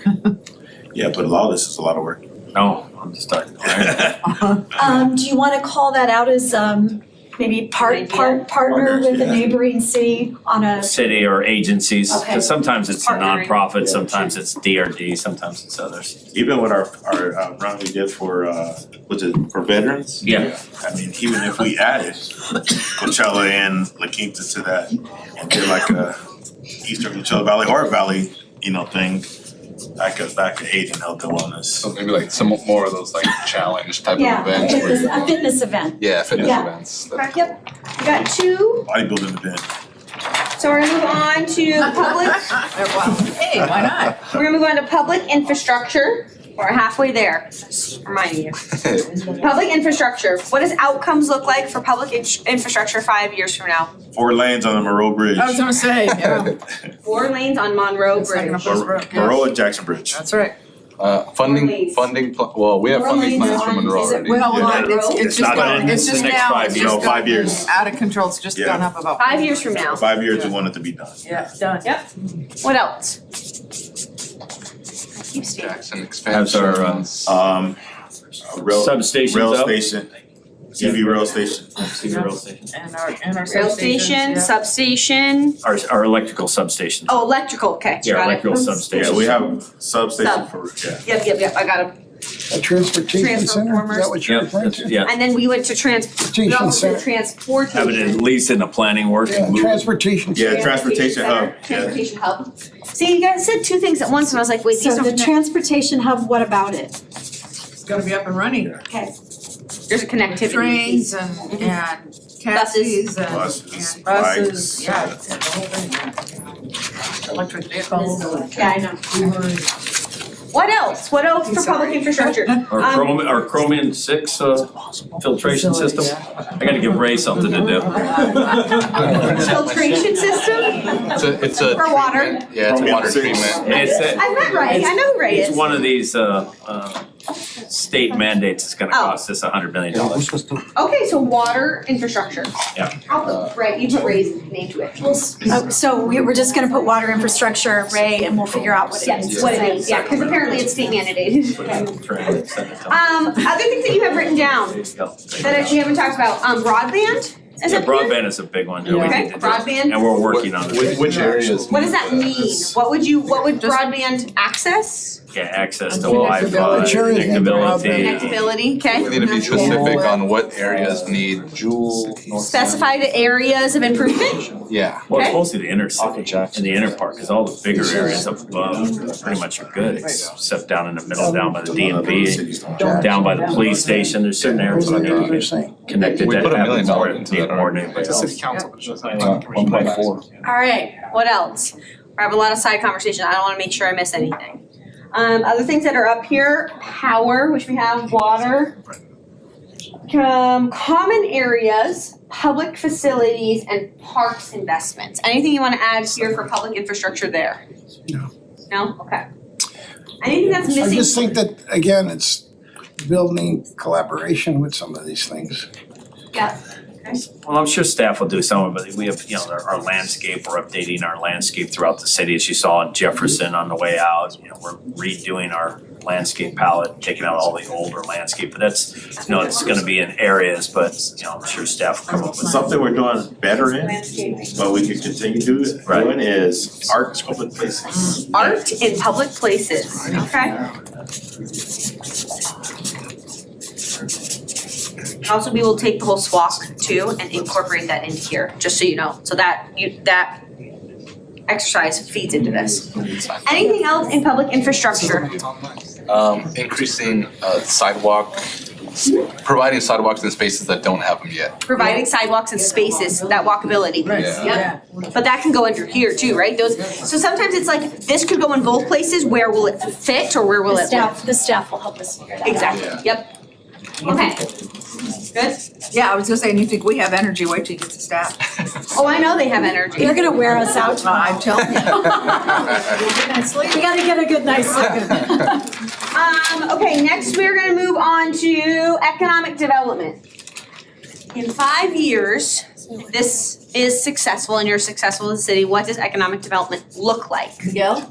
No, not yet. You guys have to give us I will steal his brain tomorrow. What does it mean to you all? Or what do you think it So means? that Miguel knows what to think about, right? You gotta give him something. We've given him a list like this, yes. And then And you he'll got, bring it, don't worry. Livable wage. our planning guy left. Livable Where's wage Brian? paying jobs. Yes. Yes, what, you said something else, Ben. No, I said the planning guy left, Brian. You also have here, jobs, businesses, entertainment, and fiscal responsibilities. Anything about outcomes here that you wanna add? I think 5 years, what makes this community more economically viable? What would be in place? I guess to me, it's a circle. It's livable jobs, but it's careers. Okay, because if you have your career here, right, and you live here, and you have the kind of business environment where you can shop, and the kind of environment where you can be entertained or eat or go on an Easter egg hunt with your family, or all of the above, to me, that circle is economic development. So entertainment opportunities and amenities. It's all Yep. part of it. Yep. One has to feed off of the other. Would the childcare fit here? Good, yes, absolutely. Childcare support or childcare improvements. Yeah, maybe support for childcare Right. businesses. And what we talked about with maybe some changes to this municipal code to Yeah. help support that, absolutely. That can go here. What else for economic development? 5 years, if you said, I always love this one, if the city of Indio is on like, now it's social media, but front page of the newspaper, city of Indio did great on economic development, what would be the Headline. headline? Highway 111. Highway 111, Highway 111 corridor in North Gate. Highway 111 corridor So improvements? What? Exactly what? What about Where highway? we're at downtown now in our investment, we should start seeing that wave going towards the 111 corridor in North Gate. Investment. In North Gate. Got it. Investment, so improvements to it, okay? What else? What would that headline be? That headline would say Indio has a beautiful multi-use facility where the Indio Mall used to be. Yep. Yeah, the Indian- I have not heard about the mall yet. Yeah. Multi-use facility where the mall used to be. Yep, That place where the mayor was talking about. Yep. Some pickleball, we got some restaurants, we got indoor facilities. but it's finished, It's finished, Okay. or almost finished. or almost there. I do too. I do expansion of our auto dealerships, which is our largest income source, one of the largest income source. Expansion of auto And then dealers. the second one is our expansion of our concerts and our entertainment Okay. throughout the city, but mostly at the Polo Grounds. Because they're able to do 5 concerts, and one of those concerts bring us anywhere between $2 and $5 million, depending on what it is. Absolutely. And if we can expand them to do 5, it'll bring us in an extra, anywhere from 4 to 10 million, depending on if they do a desert trip or something else. Okay. So the opportunities are there to do it, but I'd say 5's the max because we don't wanna tax our staff. Yep. Did you have something to add? Okay. Anything else about that headline would be? Okay. Ray, all you gotta do is produce water. There you go. Okay, I think we're good on economic development. We also have a lot from. Oh, there's 2 more pages. We can go for 2 more pages. Well, we have housing and we have downtown to do. So our next one, housing options, or what we're calling innovative housing solutions. Love it. What would the success look like 5 years from now? Yes. A multitude of varieties of housing, affordable housing, but housing. So condominiums, townhouses, even modular homes or mobile homes, something that somebody Missing middle. actually owns. How about loan Ownership. programs? Loan program, yeah, that's good. We need, if we're gonna have housing, okay, so we're gonna look at, what's the guy, Dave Thornton from Habitat, where you own your home, right? So there's gotta be some sort of loan programs, that help people with this process. So it's not a function to me of if you build it, they will come, yeah, but to have the kinds of loan programs and whatnot that can help people get into them. What about the self-help programs where people have built their own? That's what we're doing. That's sort of the So the Habitat model, yeah. self-help programs. Programs. From Habitat, like Habitat does. Yeah. Basically diverse home ownership opportunities. Diversity, okay. What else about innovative housing solutions? The word innovative stands out to me I there. hate to say it like that, but wraparound services. Wraparound As we services? do it, they need to have more facilities inside where it helps with childcare, it helps with Is that for the facilities where affordable pool, options or for yes, all options? all options, Okay. they should. It's kind of like where you create a mini community Yeah, inside I was of gonna it. say, Yeah, so they have it there, so they have the pool there that kids can go there. Or they have a can- walkable grocery store. It's a little bit of mixed use and wraparound meets together, cause wraparound can Yeah. just more on the health and human A lot of the services. ones we do when we have the affordable housing, especially the ones that we have other Especially in that people, they area. have the housing there, they have the community center, they have, a little bit of everything. Yep. And that helps them to stay there. It's how communities were built, right, a long time ago. It's how they're built in Italy, in Europe, right? So it's around a center where you have all the pieces that you need to live. And we call them mini communities. They're actually coming back. Mini communities are coming back for that walkability in my 1 square mile. And in Europe, it's 1 square block. Here, it's 1 square mile. Yeah. I would like to see a pilot with renewable construction or Renewable sustainable construction. So you mentioned like one of the ones that I've been looking at is straw houses. So building straw houses that are really energy efficient so that we can also do scientific testing on the energy efficiency of these other techniques. That's cool. Ah. And they're fire resistant. I don't wanna know how that works, but I'll just do my own research. Anything else here? That headline maybe 5 years from now, Indio is what for housing solutions? Student It's a housing, place to be for livable communities. A place to be for, kinda, with student housing? yeah. Okay. Awesome. Anything else here? Otherwise, we got one left. Which is Or you can call it inclusionary, is senior and veteran, Senior, veteran, disabled, housing? both, yeah, just. Okay. Yeah. So really, it's a variety of options, right? You're giving me all the types. Because we work with developers and say, if you give us 15% of affordable or veterans, you know, we could work with you in your future, Yeah. whatever, so. Okay. Disabled. I'd say also Disabled. expanding our relationship with the Coachella Valley Housing Coalition. Housing Coalition, okay? For me, innovative housing, you know, we have a tendency to say, okay, well, this is affordable, or this is veterans, or this is whatever. I mean, again, you look at a community that has all of that. You live in a community, not in segments where you sort of separated. That's To me, right. that's truly innovative. Yeah. The challenge that you see is when you have so many seniors that came out here to retire. Yep. They unfortunately find a period in their time as they get older to downsize. Yep. And they don't have that housing to downsize. The place to go, really. Yep, okay. Or when they're retiring, Or they it's can't walkable, afford. right, or they can't drive anymore, or they can't see at night, so Or they again, lost their Or they lose spouse. one family That- member, that and they, you know, they yeah. got 2 or 3 bedroom So- house, but they can't get rid of it because they can't go anywhere else. Yeah, but I mean, I'm just thinking of if you're older, as I experienced this with my own family, right, you wanna be close to a restaurant, you wanna be close to a supermarket, you wanna be close to things, right? So that you don't have to get in the car and drive 5 miles, you know, to get there. So it goes back to what the communities, I think, of old used to look like. A little bit of transportation too came up. Yeah. And maybe that goes under here in the infrastructure, but transportation abilities, which we can add. I'm saying it out loud so we remember. Okay, Hang on just a second. you wanna do it? Yeah, I Okay. wanna, Got it? just let me make a little note here. Awesome. Okay, last one. Downtown experience or experience downtown, something in that. Dining, entertainment, 111 corridor, which you kind of also talked about. What is the goal in 5 years for downtown?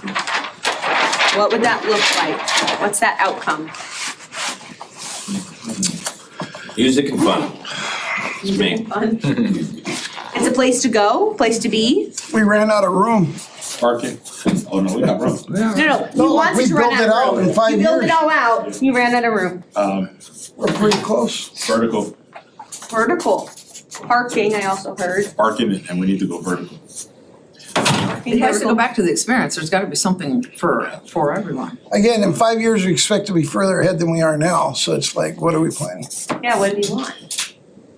Experiences for everyone. But some of these projects might take a year and a half, 2 years, so 5 years is, Right around you the know, corner.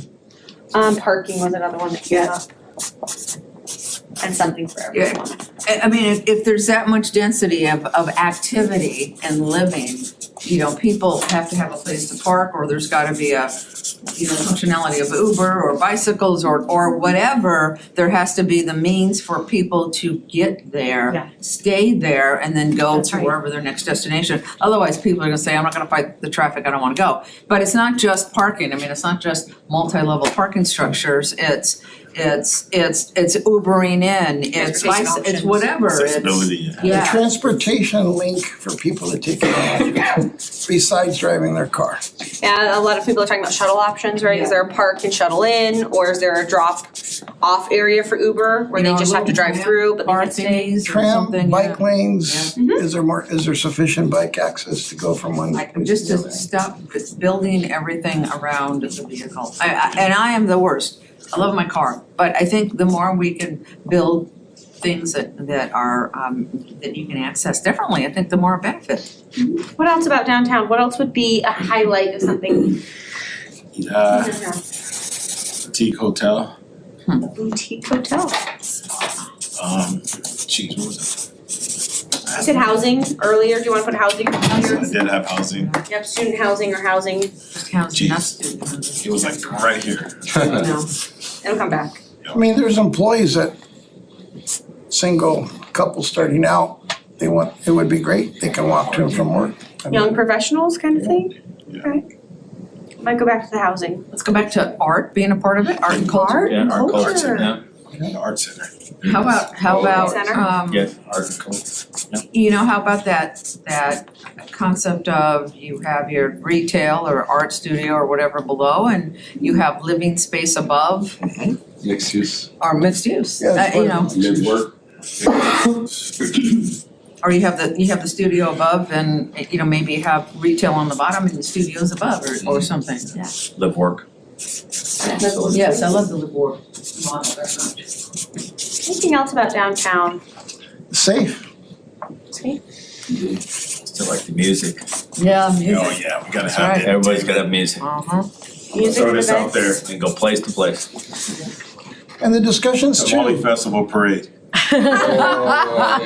Yeah. All right, Wyman, you'll be my best friend. The Tamale Festival's back to where it used to be, 150,000 people a weekend. Yeah, That goes to that events piece. I think that's more than just downtown too, though. Special events. Special events, for sure. Not all one day, but no. Anything else about downtown? This is great. This is a good place, one for the Continue words. for it to be diverse for families, not Yeah. just the nightlife. Exactly, it's gotta be for everything, that's Family right, friendly. yes, That's what painted donuts are for. that's right, exactly. Me too. Okay, so I will say it is 6:15, but we only have two things left, so you just wanna keep powering Enough through? time on our hands. No, do you wanna keep powering through? Oh, yeah. Okay, good. So this is all you had to do today. Great job. Give yourself a round of applause. You did it. Thank you. Now it goes to them. Yes. So what we want to make sure, we accomplish what we wanted to today, but the next part is progress reporting. So how do you all want to be updated? What does that look like for the development of the strategic plan? So we're through the drafting, as well as once it's final. How do you want progress to be reported to you all, as well as to the community? What does that look like for you all? So here are some of the examples of questions that we ask for this. How frequently do you want updates? What are the processes and steps? Did you like how you were reported on progress last time? Do you want anything that goes more on the website or more community focused? I have a recent idea, and you can totally not do this. Agendas. As agendas come through, there's an icon that says this is a strategic focus area, and this is why we're talking about it today. That's a new idea that came out of a recent progress reporting conversation. So those are the kind of things we want to talk about now. We've done it a couple ways. We've done Yeah. it where we report it out, we just send it out, and we put it on a website, but it's limited to people see it. We've done it other times where we've actually went through and what we succeeded on. We had the list of things and we went over it after 6 months or a year. These are the things we accomplished this year. These are the ones in the works, and that's how we did it. So we did it both ways. What do you like?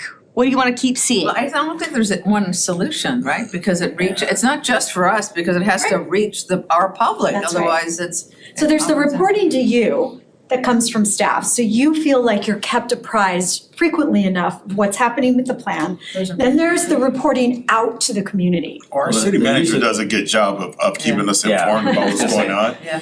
And so I think maybe an open session where, the community's involved, the staff could come and speak about what they're working on, something structured like that, but more, not so structured like a council meeting, something more like a town hall? Like a town hall thing, kind of. Okay, At center stage. Yeah. So do you do it quarterly or do you do it bi-monthly? that's part of the question. So we usually see quarterly or every 6 months or yearly as updates. Biannual. I think 6 months, yeah. Something You gotta have downtown. enough to report. Enough to report that you're actually making progress, but not too far apart that people forget about it? So now, Last time we did it, one of the times we did it at a council meeting, but before the, like an open study session for a few, and then went over the items and that so they could tell, and then talked about all the other ones that are in the works, cause a lot of times they're in the works too. I mean, there's a lot of work being done on them, but you haven't seen the fruition to it. Right. But I'm So, sorry. I mean, so that's part of how you do it. So how do you get, Brian will keep us up because as we do them, he can highlight them on his report that he gives to us, so we'll know. But how do we get it to the community to let them know that we're doing it for them? And so it's kind of how they, right, so there are things in different segments of the community, right, at Little Street, or you have it at the stage, or you have it at, I don't know, local on 50th or the park, or, I don't know, you create an event around it. If it's only every 6 months, maybe you create a little event around it. I think something that I know we have town halls up there, but we have the state of the city. We have the state of the city at somewhere where people are at work. We need to have the state of the city where people could come to so they can hear this cool stuff. Because a lot of what we're talking about, we know we need to do it, but it's not gonna hit all the community. So we need to find a vehicle to let them. So if we did something at Center Stage where it was the mayor could come out and bring city manager and staff to, hey, we're gonna have the community is state of the city downtown. Because state of the city now is kind of tended toward businesses. That most of the people are at work when we have them. So I think doing something at the Center Stage would be vibrant, cool, food trucks, entertainment and all that. And they could see that we're actually working on this stuff and we have a vision of what we're doing. Because a lot of times council meetings and even town halls, some people are a little intimidated by that. But coming downtown to Center Stage, I think it would be pretty cool. I think I like the idea of taking it out of the typical council environment because it makes it more accessible and it makes it less about, this is the day-to-day business, right? This is our big. It creates energy. And to add on to that, with the mayor or whoever the mayor is at the time or the council, let's get a little video going.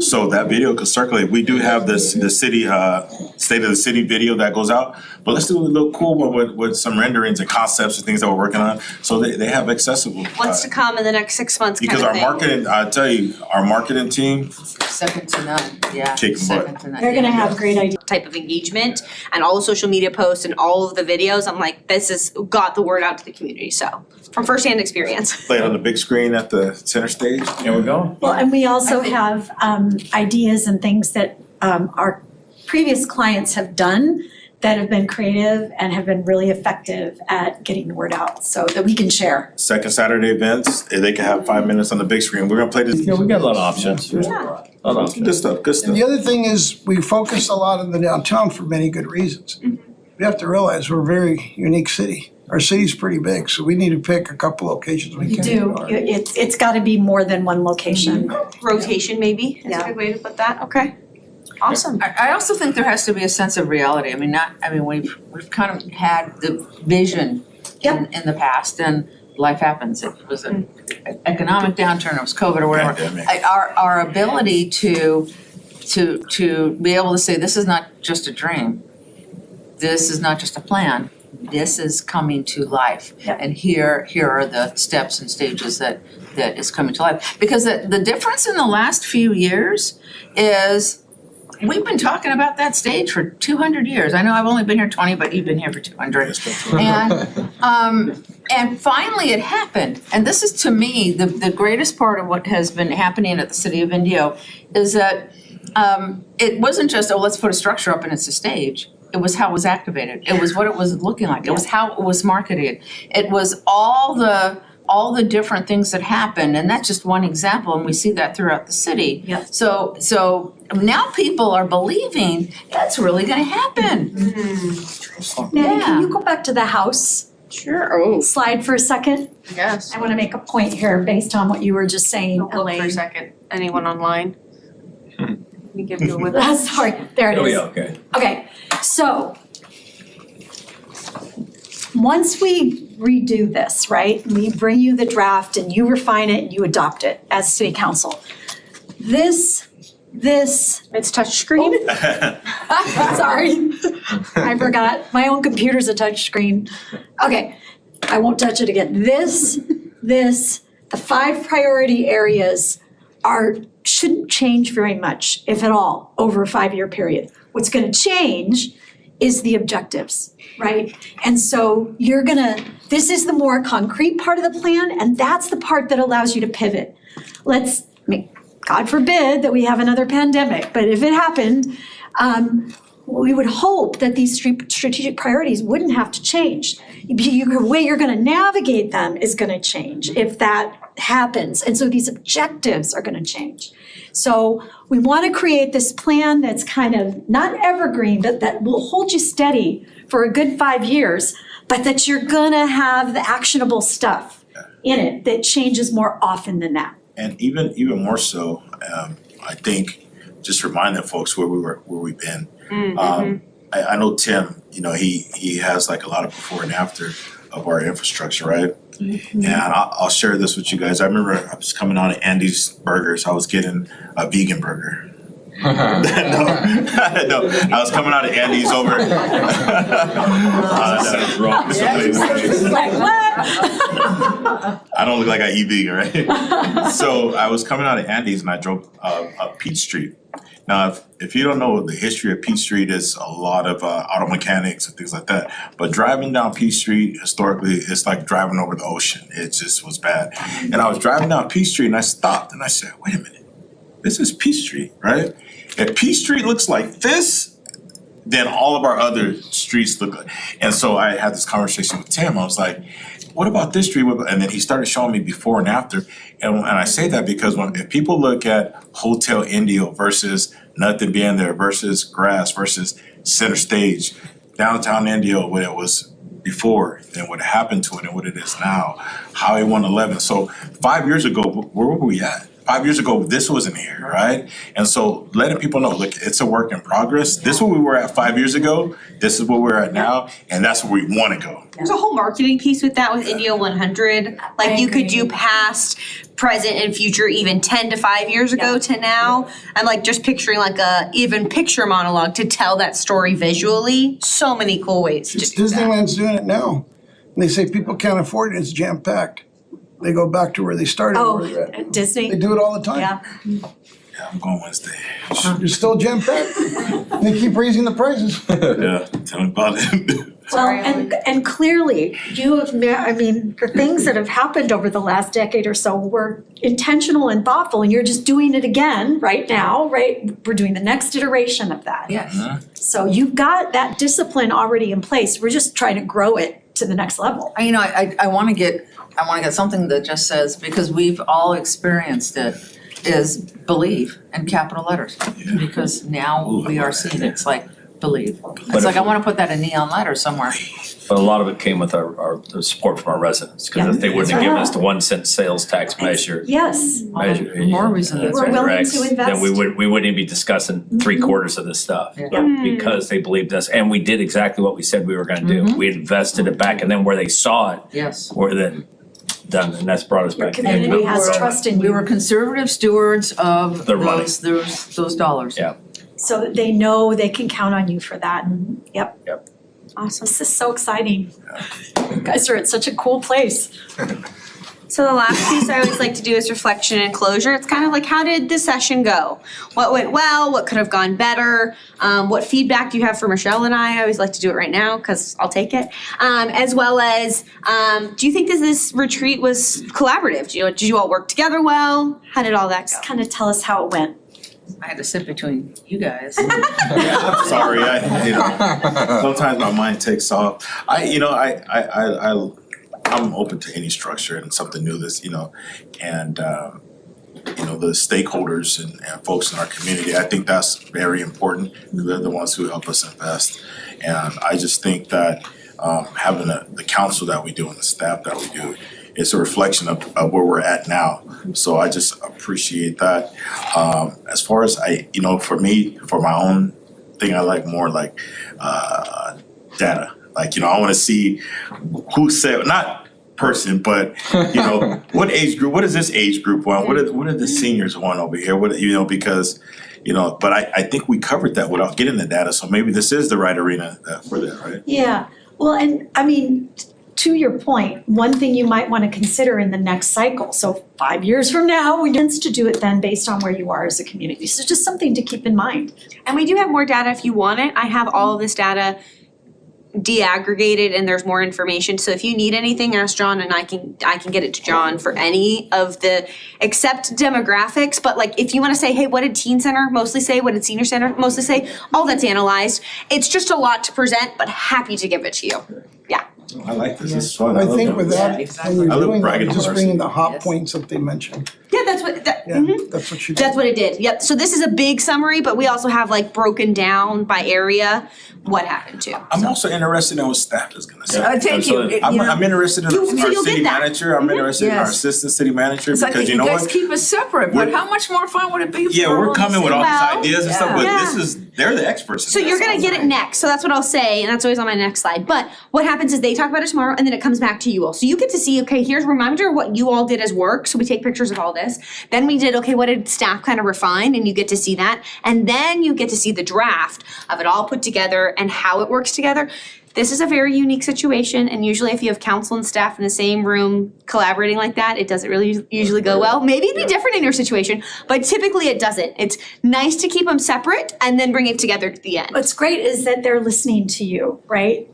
What's great is we listen to them as well. Yeah. No, but I mean, they're hearing you hear what we tonight, have but to you're gonna hear from them, because they're gonna take your work and they're gonna say, I'm not sure about that, or let's make this shift, or let's add this. So they're gonna, they will take some liberties and it'll come back to you, but they'll take we needed your guidance, and they're gonna take it and run with it tomorrow. You set policy, they administrate it, right? That kind of separation too. Yeah, Mayor Pro Tem, do you wanna do anything on reflection? I just thought it was outstanding. I mean, I just felt the energy. We all sort of, these kinds of things start out a little slow, we're sort of afraid, but there was just such a collaborative, there was such an energy, there was an element of fun, and you know, how many times we looked over at staff and they were smiling and we were smiling at them. I mean, there's just, there is a high level of respect and energy in this room. And I thought this process just underscored that, and thank you very much for facilitating this very successfully. You guys were fun to facilitate. Mayor, anything to add? Oh, no, just thank you very much. It's very much a coordinated effort between all of us. We all have our own unique skill set. We're all kind of different, but we get along very well when it comes to the city. We all have the same goal, is to make sure that it's successful. We've got a great staff, so I'm looking forward to what they say, and looking forward to how we can massage this to make it acceptable, not only to be able to see it and have the ideas and thoughts, but actually to be accomplish it. Yeah. Because that's what the public wants to see, is what on that list that you put there. Why did you accomplish? How did you accomplish it? Why didn't you accomplish the other stuff? So to celebrate the 125, what was it, 125 things we did out of the 159? It's in here somewhere. Well, these guys will be a reality check too, right? Yeah, oh, it's true. If they don't think they can do it, then and there'll be certain things we'll push them on that we want. Yep. And so, you know, that we'll push them to make sure they get it done, and then there'll be other stuff that they'll look at us like we're crazy. That happens too. So thank you very much for what you do. Look forward to Yes, the definitely. when all the data's put together. Yeah. Piece of the feedback I had, part of the survey, I noticed that when they were ranking, when you had to rank 1 through 15, Yep. it lets you rank It was very difficult. That has come up a couple of times. So we are looking at that as a structural change in the future. Social pinpoint changed between what we used to do, so this is a new version and it's continuously improving. So thank you for that. But I will write it down and make sure that that changes next time. We're on it. Nice, We've thank you. heard that on another project too. Yeah. Okay.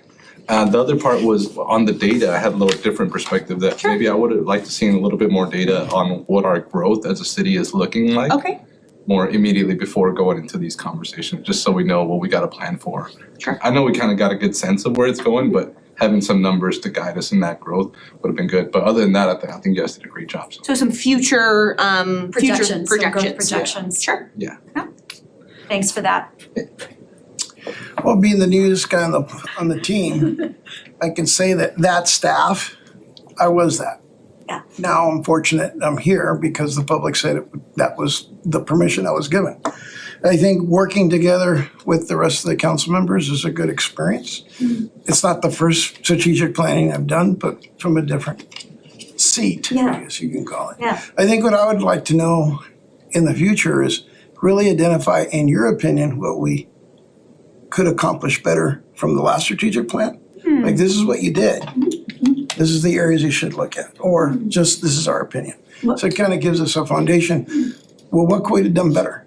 Because We can- we're always looking for improvement. We can actually still do that, because Yeah. we haven't even set, Because something might come up that we Yeah. might have missed. And something might come up that works along with the data that you did your research on. yep. But other than that, your facilitation was professional, answered questions, you were patient, the diverse discussions that we had, and I think I appreciate that. Thank you so much. Brian or John, anything to add? Well done. Do you wanna just talk about next steps, you know what comes after this? And then I'll turn it over to Mayor to do whatever else you need to do. But session 2 tomorrow is city departments, which you've talked about.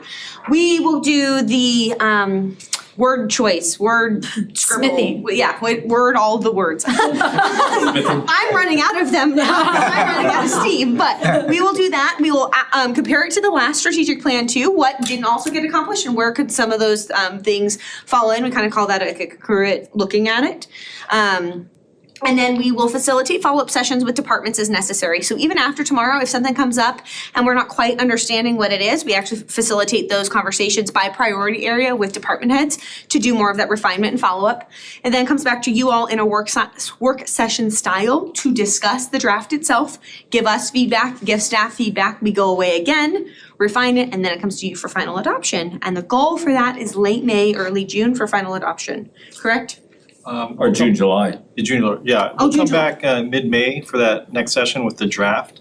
And then we're hoping that if you like that, then we come back in June, July to adopt. Yep, that's what it was. Yep, Sounds good. Perfect. awesome. I'll turn it back over to you, Mayor. Thank you. Thank you, and thank you very much for that. With that, we'll end our discussion items for now, and we'll move on to public comments for items not on the agenda. Anybody wishing to speak? Got another 2.5 hours before we gotta go. With that, then we will adjourn at 6:35. Have a great rest of your night. Thank you very Thank much, you. everyone in attendance.